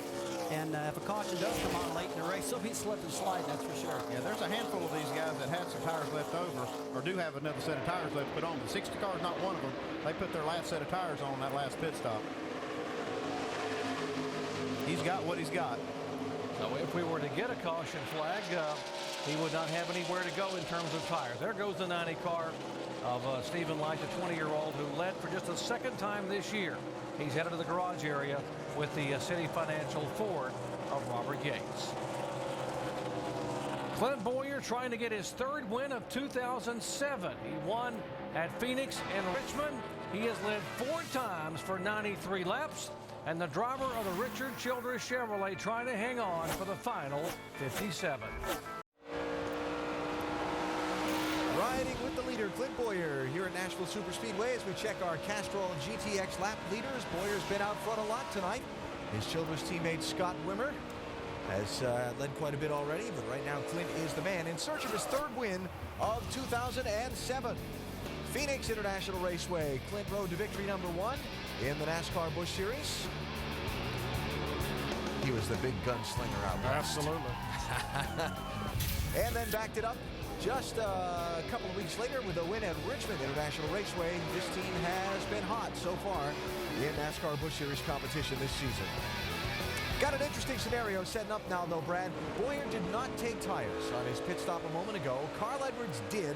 He's up to 2nd. Scott Wimmer's charging. He's in 4th. What do you think? I think Scott Wimmer is still the man to watch. Now, Clint's driving the wheels off this race car, and obviously Carl's coming, but we keep forgetting about Scott Wimmer. He is on the march. I think it's going to be interesting as we get down to the end of this thing. Interesting is going to be a good word for it. Let's check in the leaders' pit now. Jamie, what do you got? Well, Clint Boyer's team is pretty confident in their decision not to take tires. They have 1 set remaining. If a caution comes out, they may put them on. Whereas you guys said Carl Edwards wanted some rubber, so he went with his last set. Now, talking about Clint Boyer, he loves this track. He's raced here 6 times, but it's a special memory for him as he won his first ever Busch Series race right here in 2005. He said, you know, that number's not high enough, and tonight would be a good night to add race number 2, win number 2 to my resume. That's Clint Boyer. A driver who was hoping to put win number 1 on his resume was Stephen Light, but a night with so much potential going away in a puff of smoke. What happened? I don't know. I think we dropped a valve or blew a piston or something. It was pretty big. It popped going in, motor blew going into 1, and before I even got down the backstretch, I knew I had to pull in. It was done. I can't say enough about the City Financial team. They've worked so hard the last 5-6 weeks, and we've had cars capable of running in the front. And I know you've heard it from me a couple times this year, but I mean, if this doesn't prove how bad our luck is, I don't know what is. What will? You know, we had a good car all night long, running top 10, just sitting there riding, trying to get the car right for those last 50 laps. And we got out front there, clean air. The car was great. It's still a little tight. I don't know. I mean, when it rains, it pours. I don't know what to do. And it is pouring right now. Bad luck. This was the portion of the race, Doc, that Stephen Light was waiting for. He said when the sun goes down, our car's really going to come to life. That was not the case. Guys? All right, Mike, thank you very much. And the 29 car is definitely coming to life. And the longer they run, the more life that car gets. That's the horse that Brad Daugherty's been riding all night long, saying Scott Wimmer is the guy to watch. And then without a doubt, as we continue to run under green, that car seems to become the class of the field. Yeah, we saw this thing get all jumbled up because of pit strategy, but now we see this cream rising to the top. These cars that have been able to run up front all night long, the 29 car Scott Wimmer, 2 car of Clint Boyer, and the 60 of Carl Edwards are now getting ready to be 1, 2, 3 with this pass right here on Dave Blaney. As you look at Pat Smith, the crew chief, watching his driver, Scott Wimmer, make the pass. We'll check in their pits with Shannon. That's right, Scott Wimmer now in the 3rd position. He is looking for his first win since 2003 and the 6th win for Richard Childress Racing this year. Just radioed in and said, we are loose. They can make it to the end. Doc? All right, hanging on to a loose race car, but still making it work there for him. Obviously, you know, it's the concrete doesn't change a whole lot here. That's probably moving in their favor, but he's got to hang on now for 43 more laps. Yeah, we've heard him say his car is loose all night, and where that really plays into their hands is if it goes green a long way. These cars get tighter the longer and longer they run, and they burn that fuel off, and tires build up. So if he can get a green run to the end, it might be his kind of race to win. You know, we've been talking for quite a while now about other guys coming to the front, but I've been watching our scoring monitor guys, and Carl Edwards, the last 5 laps, has had the fastest car in the field by almost 0.2 of a second. This guy is definitely on the march also. Carl Edwards trying to make it 3 in a row at Nashville Superspeedway, 2 in a row after winning on the concrete last week at Dover, Delaware. But he's still got to be able to catch and pass Clint Boyer, who has led now 4 times for 108 laps. The IndyCar Series season heats up. Dan Weldon and Danica Patrick return to Texas for a showdown under the lights. The Bombardier Learjet IndyCar 550K at Texas. Coming up next, 10 o'clock Eastern Time on ESPN2 tonight. For more, log on to ESPN.com. Should be a great race in Texas. We've got a great finish shaping up here. Check out Carl Edwards closing on Clint Boyer faster. As we go lap by lap, he has chopped the lead down from 2 seconds at lap 180, now to lap 189, to being just 2 car lengths. Yeah, Alan, in a matter of about 5 laps, he closed that distance down, like I said, about 2.5, 3 car lengths. And what I'm noticing is when he dives that race car off down in the corner, he can actually go about a half a lane lower than Clint Boyer can. I mean, he looks like he's riding around in a cereal bowl. He is really driving the wheels off, and that shows that fresh rubber. That is the difference right now on Carl Edwards' race car. And Carl with fresher tires on than Clint Boyer, who did not take tires on the last pit stop. Doc, Rusty, Andy, is going to have a good fight for the lead here in a second. Well, he's going to have a great fight on his hands, but let me tell you who's coming right now. Brad's guy's on the way, Scott Wimmer. He just ran a 30.97 compared to a 31.16. Now, folks, that's about 0.2 of a second. That equates to Wimmer's on the way to the front right now. And you saw a wiggle a moment ago out of the 2 car. His car, the rear of that car, just came up and almost bounced off the wall. He is driving it as deep as he can, and he's trying to hold off the 60 car here of Edwards, but he is coming in a hurry. Yeah, this is what Scott Wimmer wants. He wants these guys to get to racing real hard so he can catch them, because his car's good in the long run. If you let that 60 car, like he's taking the lead right here from Clint Boyer, they let him get out there too far, he'll be too hard to beat in that clean air. Yeah, I'm afraid that move right now that Edwards just had happened. He got that clean air, and now he's going to get gone. Only thing would have saved Wimmer, if they could have raced side by side for 3 or 4 more laps where Wimmer could have got up to him, it'd been a lot better. But Carl, I believe with that clean air, he is color me gone. And remember, Edwards does not have any more tires on pit road as you watch this battle here heating up for the 4th position. Toyota teammates, Eddie Blaney being passed by Jason Leffler. As he takes away the 4th position, they are 4th, 5th, and 6th. By the way, the 6th place car making a move there. As here is Boyer looking again to the inside of the 60 car. Well, he's not letting them go. He's holding on to them tight. Now if they get racing side by side and keep this stuff up, hey, it might be Wimmer's ball game here. Yeah, I'll tell you what, I think Clint Boyer looked at his watch and said, hey, man, it's about time to pay off. Maybe I better race pretty hard. Not going to just give it to him now. He's going to race him for it. Now, these guys got some clean racetrack right now, but Wimmer is back in traffic trying to negotiate past some of the lap cars. He's got them held up a little bit while these guys got clean air and they're on the way. We got 32 laps to go, guys, right now, and this thing is starting to shape up. Yeah, it is. This 29 car is consistently the fastest car on the track, but he's got some ground to make up. You heard the report in the pits a moment ago that Pat Smith said that Wimmer was loose, and Andy's comment was, well, that's going to really play into his favor as the laps continue if we stay green, and we're seeing that come to bear. Yeah, we're seeing it play out right here, and I'll tell you, I know that Pat Smith and these guys are hoping it stays green because he's liking what he's seeing. 31 laps to go here at Nashville Superspeedway, Music City, USA. And the NASCAR Busch Series stars take center stage. We are set for a shootout. Carl Edwards trying to hold off Clint Boyer, but Scott Wimmer is a man on a mission. It has been a hectic day for Carl Edwards after practicing his Cup car in Pocono, then to a jet, then to a helicopter. He arrived here shortly after 3 o'clock Eastern time, qualified 7th, but after a dropped lug nut and lost spots on pit road. He decides to get them back on the restart, and it goes sailing by 3 cars when they drop the green flag at 157. And then just a few laps ago, he decides it's my turn to make the pass and take the lead. And the fresh tires for Carl Edwards paying off. The Dish Network Ford is our leader. He has led twice for 26 laps, and we are showing just 23 laps to go here in this NASCAR Busch Series event in Nashville. Wimmer has picked it up, Jerry, from 3.5 seconds back. He's only 2.2 seconds now. He's definitely got the quickest car in the field routinely almost every single lap. That's Scott Wimmer. But tell you another guy I'm looking at too is Jason Leffler. He's having a good run. He's got a fast car too. He's another guy that he's been a real fast car. Yeah, if you're just looking at the lap board here and looking at the lap times, these cars do look good, but they got a lot of ground to make up. I see the 38 right here, Jason Leffler.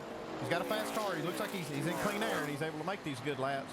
But he's got a lot of ground to make up in a short time to do it. Yeah, Jason Leffler is one of the 5 drivers in tonight's field that have actually won a race here at Nashville Superspeedway. Leffler's win coming in June of 2004 in his 56 start. That is his only NASCAR Busch Series win, but he was pumped about coming back here after running so well here back in the cold temperatures of April.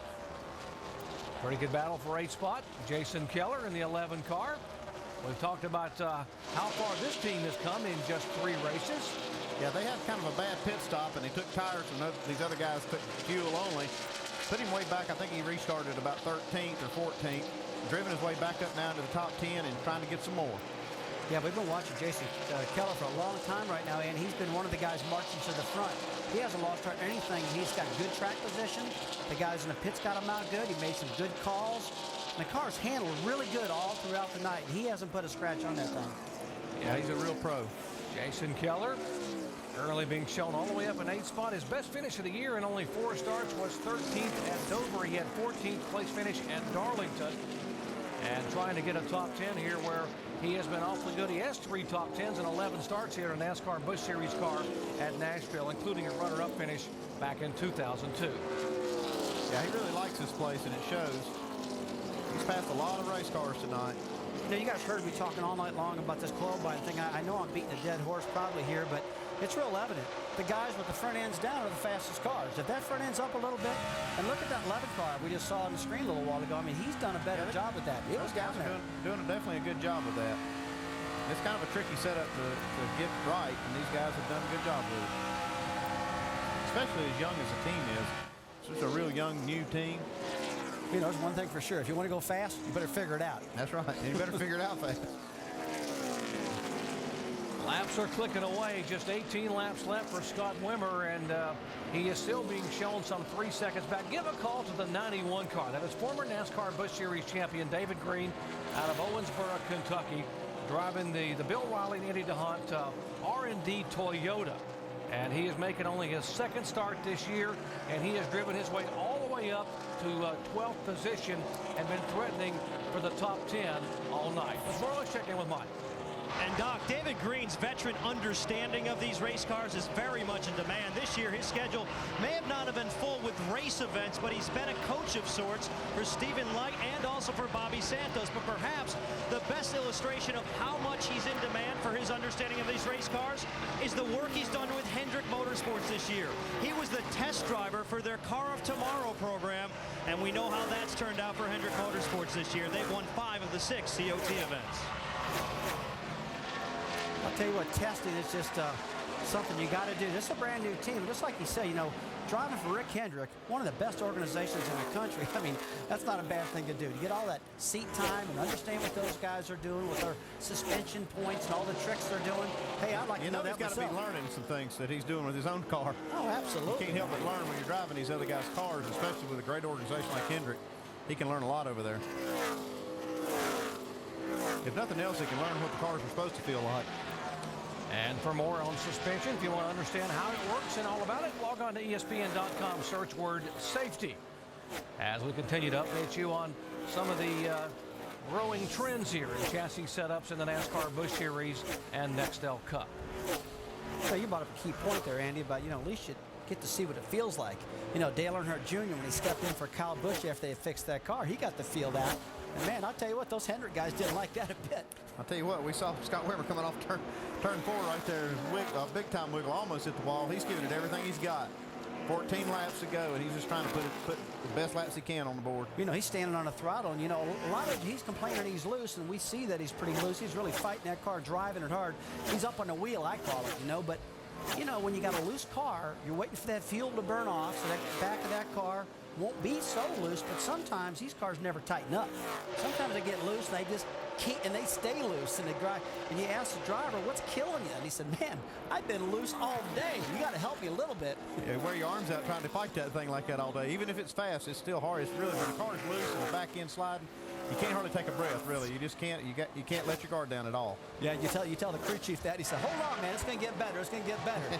And you come back and tell him, you don't know what you're talking about, dude. It's not getting better at all. He better get better in a hurry because he's got a long way to go and a short time to get there. Always love that line from Smokey and the Bandit. 12 laps to go here as Carl Edwards has come a long way today. All the way from Pocono, Pennsylvania. One of 8 drivers doing double duty, running 300 miles here in the NASCAR Busch Series tonight. And he'll head back to Pocono to the Mattioli's track, and he'll run 500 miles on Sunday afternoon. Jerry, I tell you what, we had like 73 laps to go. We saw a lot of guys coming in 65 laps into the run. I think that everybody can't make this race, Andy. I think some of them are going to have a problem if this thing goes green. Yeah, it might be tight on a few of these guys. I got to think some of the crew chiefs probably tell them their drivers to roll out of the throttle a little bit early, don't use as much brake, try to get us a few more laps of fuel here to try to make it. It's going to put a lot of guys right at least at the very end of their fuel run. And as a crew chief, you'd be asking the driver, you'd be asking me, hey, what's that car driving like? Is it pushing the front end or is it loose? Because that thing's pushing the front end, I'm going to burn more fuel, and the crew chief needs to know that. Yeah, absolutely, because if it depends on how the car's handling, how much fuel you're burning. A loose car doesn't use near as much fuel as a tight car does. Carl Edwards, he's quickly becoming the king of concrete in the NASCAR Busch Series. He won at Bristol, Tennessee, won a week later in Nashville, Tennessee, won at Dover, Delaware last week, and he is 10 laps away from getting a 4th win, all 4 coming on concrete. What is it about concrete? Rusty, you were really good at Bristol. Dale Earnhardt was good at Bristol. Your first wins came there. Some guys just take to the concrete very quickly. Some of the guys that drive concrete, Jerry, think that when they get on the concrete, they don't feel the car real good, but quite honestly, it gives you a lot of grip, the concrete does. I know when you're in a road course car and you fly down to the turn 1 at Watkins Glen, downshift that baby in the second gear and pick the throttle up, you're on that concrete, and man, that's a feel good. Those cars have a lot of grip. Now, switching gears a little bit, talking about concrete, these cats got to get used to concrete, because if you go to BristolMotorSpeedway.com and look at those pictures of that new concrete racetrack at Bristol, that baby's going to be fast. Yeah, take a look at the numbers. Carl, the concrete kid, Edwards, Bristol, Dover, Nashville, 15 races he's won, and 4 wins, and 11 top 10s on concrete racetracks. That's pretty good. I bet he's wishing they'd just pave all the tracks with concrete.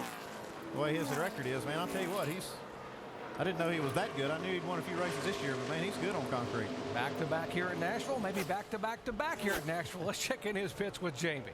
Well, Doc, earlier I heard Rusty Wallace say it ain't over till the fat lady sings. Well, I think that's what Carl Edwards is thinking. He's telling his crew chief, Pierre Cattell, to tell him his lap time every lap. Even though his lead is way up there right now and he's still turning the fastest laps, he wants to know who's closest to him. And they said, man, don't worry. The fastest car behind you is in 4th position. So he just radioed and said, all right, so how are we on fuel? Pierre said, we are good, man, and we are good to the end. Well, that's a good feeling. When you hear that, I'm good to the end on fuel, you got to be loving that part.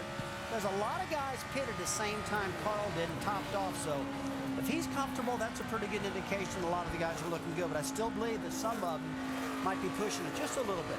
Guys, I figured it out. Carl Edwards owns his own record label, and he knows that when you win here, you get a very special trophy. And it's unlike anywhere else. You get a great country music guitar. Well, I'll tell you one thing. I don't know what kind of airplane he's got, but he better get a faster one, because he almost missed qualifying, and the rest of these guys made it, and he didn't. So I don't know what he's flying, But he better soup it up a little bit because that cat's making some money. He can afford something faster, I'm pretty sure. Maybe you could trade one of those really neat guitar trophies here. Maybe so. A little bit better wings. 5 laps to go for Carl Edwards. And by the way, for you Carl Edwards fans, he will start 32nd in his Roush Fenway Ford on Sunday at Pocono. 5 laps to go. Inside of Kyle Krisiloff. You see him being real careful around these lap cars. He's got a big lead. Here's a car that may be out of fuel. This 10 car, Dave Blaney. And Blaney was being shown in the top 5. Trying to spray some ether down in the opening there, and it goes to the carburetor. Try to get it going. Man, some of these guys better start pedaling the throttle, getting out of it early, coasting it in, because this 10 car running on the field is an indication that some of this stuff's starting to go bad.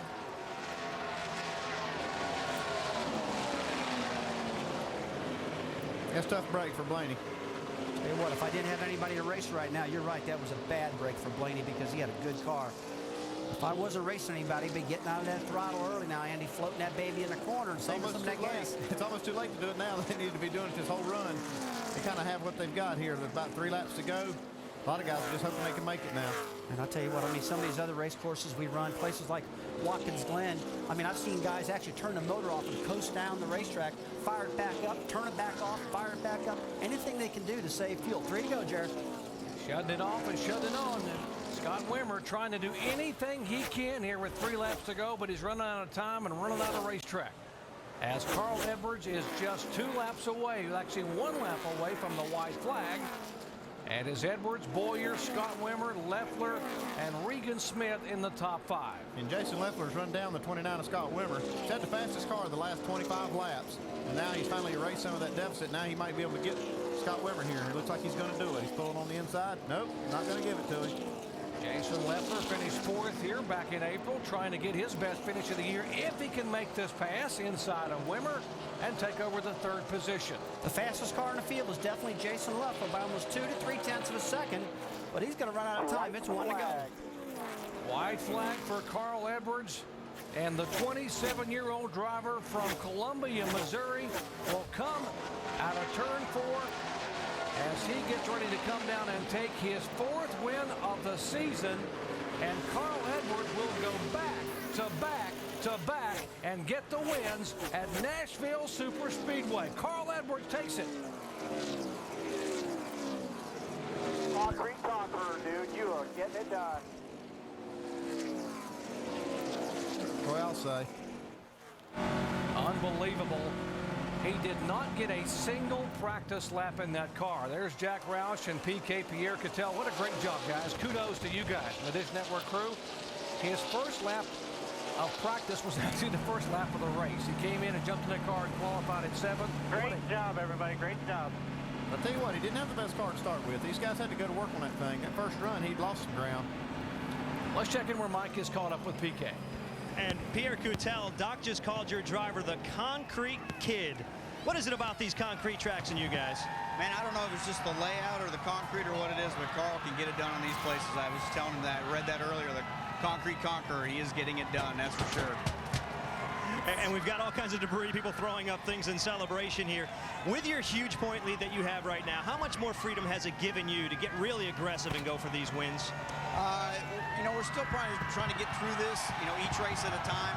I'm not saying we're getting real aggressive yet. I would say we're just racing good. Well, congratulations. No one could doubt that. He picks up his 3rd consecutive win here in Nashville. And with that classic signature flip for Carl Edwards, not only does he get his 3rd consecutive win, he picks up that coveted trophy. He gets his 3rd consecutive special guitar here at Nashville Superspeedway.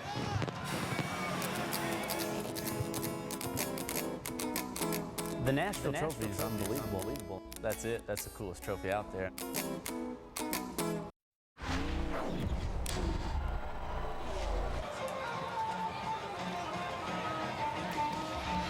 And the racing's not done yet tonight here on ESPN2, the IndyCar Series season. Coming up next, Dan Weldon, Danica Patrick back on the track, Texas Motor Speedway, a little showdown under the lights. It's the Bombardier Learjet IndyCar 550K, 10 Eastern Time. And for more information, log on to ESPN.com. Little spectacular finish to the evening for the fans in the grandstand, and a spectacular finish to the night for Carl Edwards. The old victory flip crowning off what has been an unbelievable run here at this particular racetrack for Carl in the NASCAR Busch Series. He's made 5 starts here in a Busch Series car. His worst finish is 5th. That's getting it done. And with 3 wins now in those 5 races, Brad, his average finish in the Busch Series here is 2.4. I mean, the most impressive thing, though, Alan, he had no practice. He flew in, he jumps in the race car, he goes out, qualifies well, but he just dominated this race in the last quarter, and just no one could touch him. So let's see, 3 guitars for the Busch Series now, 1 from the Truck Series. That's quite a collection he's beginning to get. And to receive his latest guitar, Carl will be rolling to victory lane shortly. Before we hear from him, let's go to Shannon. That's right, Scott Wimmer finished 4th, your second top 5 in 2 weeks. How close is this team to taking it to victory lane? Well, it's really close. You know, they did it a couple times earlier this season with Jeff Burton. And we just got off on our adjustments a little bit at the end of the race there. I got way too loose, but Holiday and guys did a great job. I'm kind of whipped after that race. That was a hard race on us, but excited about the way we ran tonight. I'll be in the car the next 4 weeks, so hopefully we can at least contend for some more wins. All right, Scott, looking forward to the next 4 weeks. Doc? And Carl Edwards gets out of the car victorious. The first ever 3-time winner. He throws the water, collects his 4th Gibson guitar. And I heard Alan Bestwick talking about that. I think that is a record in itself. Carl, let's talk about that last restart. It was your call to take your final set of tires. Talk about the restart. You were a man possessed. Oh yeah, man, I was a little upset because we had one. That's the only time we had any trouble on the pit stop, and my Dish Network crew is awesome. We're all in this together. We had one lug nut fall off. I just gotta say this one is for the France family. Everybody talks about Bill France and what he did for NASCAR, but their family is an unbelievable group of folks, and just can't thank them enough. And man, it's just Dish Network, Coca-Cola, Office Depot, all these fans. This is just a great racetrack. All right, Carl, earlier in the night, we saw you actually playing this. This is your 4th one. It's enough for a band. What are you going to do with it? I'm going to give this one to David Reagan's little brother. I've been telling him I promised him a trophy. Jack wants one, so we're going to make a duplicate. And he's right over here. Hey, buddy.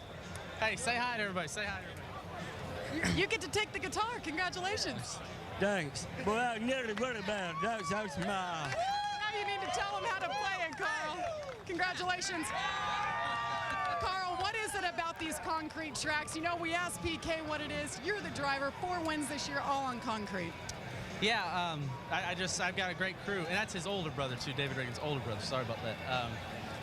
I don't know. I've got a great crew, and we just got great guys. I mean, everybody knows that if the car is great, these things aren't, that hard to drive, and they really make me look good, and they do a great job. And just hi to everybody at home. My little brother's racing tonight, Kenny, and just can't thank the fans enough for tuning in and giving me this opportunity. This is a blast. This is what it's about. It made today's trek worthwhile from Pocono in his Cup car this morning, and he's victorious tonight in the Busch car. Let's go to Mike Massara. And when Jason Leffler climbed from his car, he said, that was fun. What was the most fun about it? I think catching Wimmer there on the last lap and, racing there and beating him to the end. It was a good race. He trapped me on the inside there, but I knew in 3 and 4 I was really good on the bottom. So just got to thank everybody at Braun Racing, Great Clips, Toyota, and of course Fans First, all our sponsors. It's been a rough year, and we keep running like this. We're going to turn things around and win some races. Pretty good run for Jason Leffler. He brings it home 3rd, his best finish of 2007. Exactly, Mike, as we had 4 drivers finishing in the top 10 that logged their best finish of the year here tonight. You mentioned Leffler. As you take a look at Carl Edwards takes the win. Clint Boyer in 2nd spot, Leffler there in 3rd. And Jason Keller back, great run for Keller back in 6th. His 4th start of the year, his best finish of the year. Todd Cleaver gets an 8th place finish, his best of the year. Eric Almirola in the 10th. And, of course, take a look, David Green and Stephen Wallace both getting their best finishes of the year. Stephen Wallace, our pole sitter, bringing it home with a clean run and without a scratch on that Dodge great run tonight. Now, as you take a look at the top 20, you see the cars 1 lap down. By the way, Bobby Hamilton, the last car on the lead left, the local favorite from Mount Juliet. Yeah, a lot of guys making good on their opportunity here tonight. Especially, you see that 11 car of Jason Keller. I just can't say enough what a great job they did, because it's so hard to get out here and race these guys. We talked about opportunities, Andy, and I got to tell you, I really think that Jason Keller was a guy that really proved a lot to us. Leffler had a real calm race. He was great. All right, as we check in, I think Shannon is caught up with our 2nd place finisher. That's right, Clint Boyer does his best impression of Superman, jumped at his hauler, changed, getting ready to head back to Pocono. You said you loved racing in the Busch Series, so much fun. What was it like out there for you tonight? It was good. It was, the car was good. You got to play the cards you're dealt. Brandon Miller did a really good job practicing my car. It's just his drive style is a little bit different than mine, and that's the difference. I needed it to be a little bit looser in so I could roll, in and through the center with more speed, and I just wasn't able to do that. We could crutch it for a little while, but it fizzled there at the end, and got lost track position there, and we tried to stay out and hoping the caution to come out later, and it didn't. But Carl did a good job. They worked on their car, kept getting it better and better, and they won the race. All right, we're going to let Clint head off to Pocono right now. Back to you, Doc. All right, he starts 5th tomorrow in Pocono, and he finished 2nd tonight here in Nashville, Tennessee. Well, action continues next week when we head to Kentucky. Points leader Carl Edwards was the first driver to win both Truck and Busch Series events there. Will his dominance continue on the gorgeous racetrack there in the Bluegrass State? Coverage of the NASCAR Busch Series at Kentucky next Saturday at 8 o'clock Eastern Time. The preparations continue in San Antonio for Game 2 of the NBA Finals. This is Mike Breen. LeBron James was held in check by the Spur defense in his finals debut. A rough shooting night by James, producing only 14 points. Meanwhile, Tony Parker was superb, leading the way with 27 points and 7 assists for the Spurs. Parker, Tim Duncan, and San Antonio try to hold serve at home, while Cleveland attempts to even the series at 1 game apiece. We'll have Game 2 for you Sunday on ABC, 8:30 Eastern. NASCAR Busch Series racing in Nashville is brought to you by Aaron's. With over 1,400 stores nationwide, everyone's a lucky dog at Aaron's. By Castrol GTX High Mileage, superior oil burn-off protection for cars over 75,000 miles. And Lotrimin Ultra, the one-week killer cure for athlete's foot. Let's talk to some more of the top finishers in tonight's Nashville race, to Mike Massaro. And talk about consistency, Alan. In the spring, Regan Smith was 5th. Tonight, he was 5th again. How would you describe the run today? Yeah, I can't get over that 5th hurdle. Just proud of the guys on the Gin Reserve Chevy. They battled back. We got a lap down there on a call that I didn't necessarily agree with by NASCAR, keeping us a lap down there in the middle of the race, but that's neither here nor there. They battled hard all night long and had a great race car. I really, felt like I had a car that could run with Carl, and I'm disappointed about that, but I'm happy that we can be disappointed about 5th, and we'll go on to wherever the next race we're running is and see what we can do there. Regan Smith continues to trace that learning curve coming into the season. He had 85 starts in the Busch Series, only 1 top 10, 3 top 10 so far this season in 14 starts. Jamie? How about this guy, Jason Keller, 404 starts in the Busch Series. Jason, early on, I reported that you were looking to overheat. You guys thought you were going to blow up, and then all of a sudden you charged to the front. How'd you do it? Well, it was a great race car and a great team effort, but I've said all along this is still a people's sport, and got great people, and Brian and Tony Mullet, they deserve good runs. They tried to do some things earlier, and got Dutch Quality Stone on the car, so it's just a team effort. I mean, you got big guy, a lot of people just assemble to come back, and I couldn't be happier to be part of this team. And yeah, we're having a little bit of trouble there early, and Todd was pretty aggressive on the tape, and I kind of overreacted a little bit, but air conditioning hose fell off about 5 laps in the race, and so I got pretty hot inside the car too. But great run, and I'd like to say hi to Deb and the kids back home. And it's I've said all along that with the right situation that I got 400 more races in me, so I can't wait. It's a lot of fun to be part of this race team. I say look out competition. Just 2 months ago, he was sitting on the couch, not sure he'd ever race in this series again. Shannon? Well, Jamie, Todd Cleaver finished 8th tonight. In doing so, he earned his first top 10 of the season.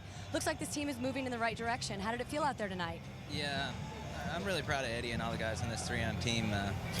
I thought we had a really great car last night, and today it was just really tight. I don't know why, but Eddie and the guys worked really hard, man. They had awesome pit stops. I can't say enough about what they do on pit road, and Eddie did a great job adjusting it. We're a little disappointed, but it's nice to be disappointed with an 8th place finish. I thought we were better than that, but we've had a really tough couple of weeks, man. I think we've had 4 flat tires in the last 3 weeks.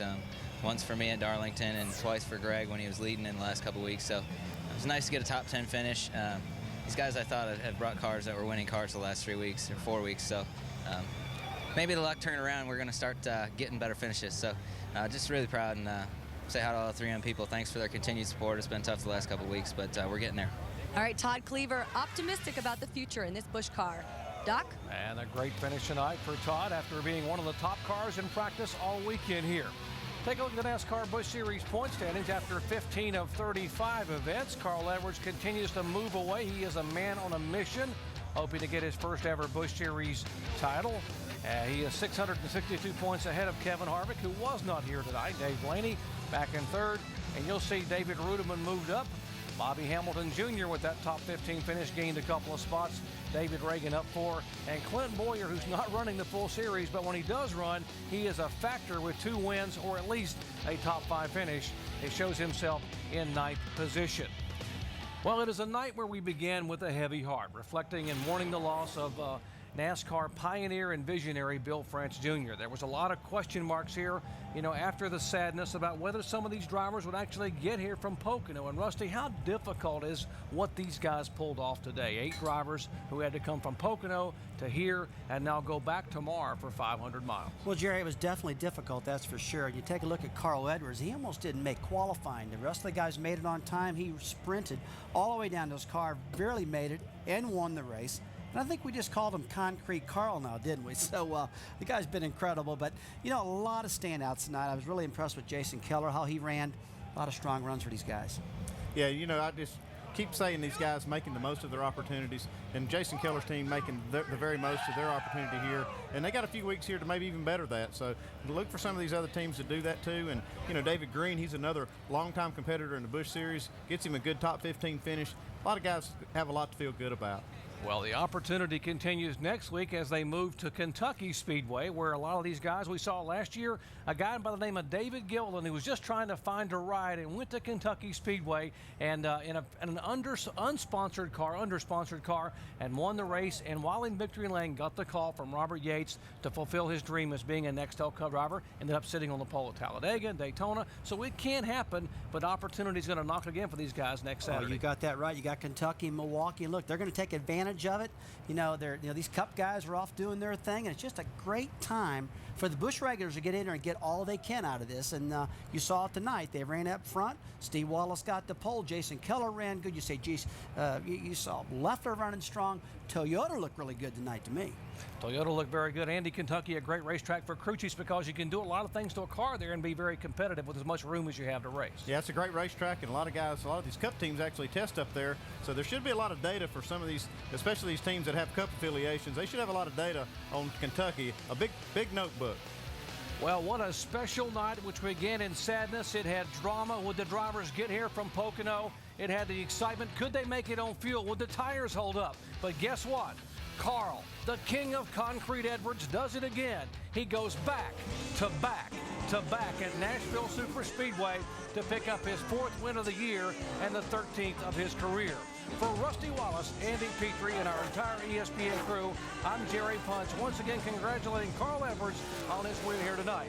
Join us next Saturday as we move to the Bluegrass State for NASCAR Busch action at Kentucky Speedway. Coming up next, IRL IndyCar action from Texas. This has been a presentation of ESPN, the worldwide leader on sports.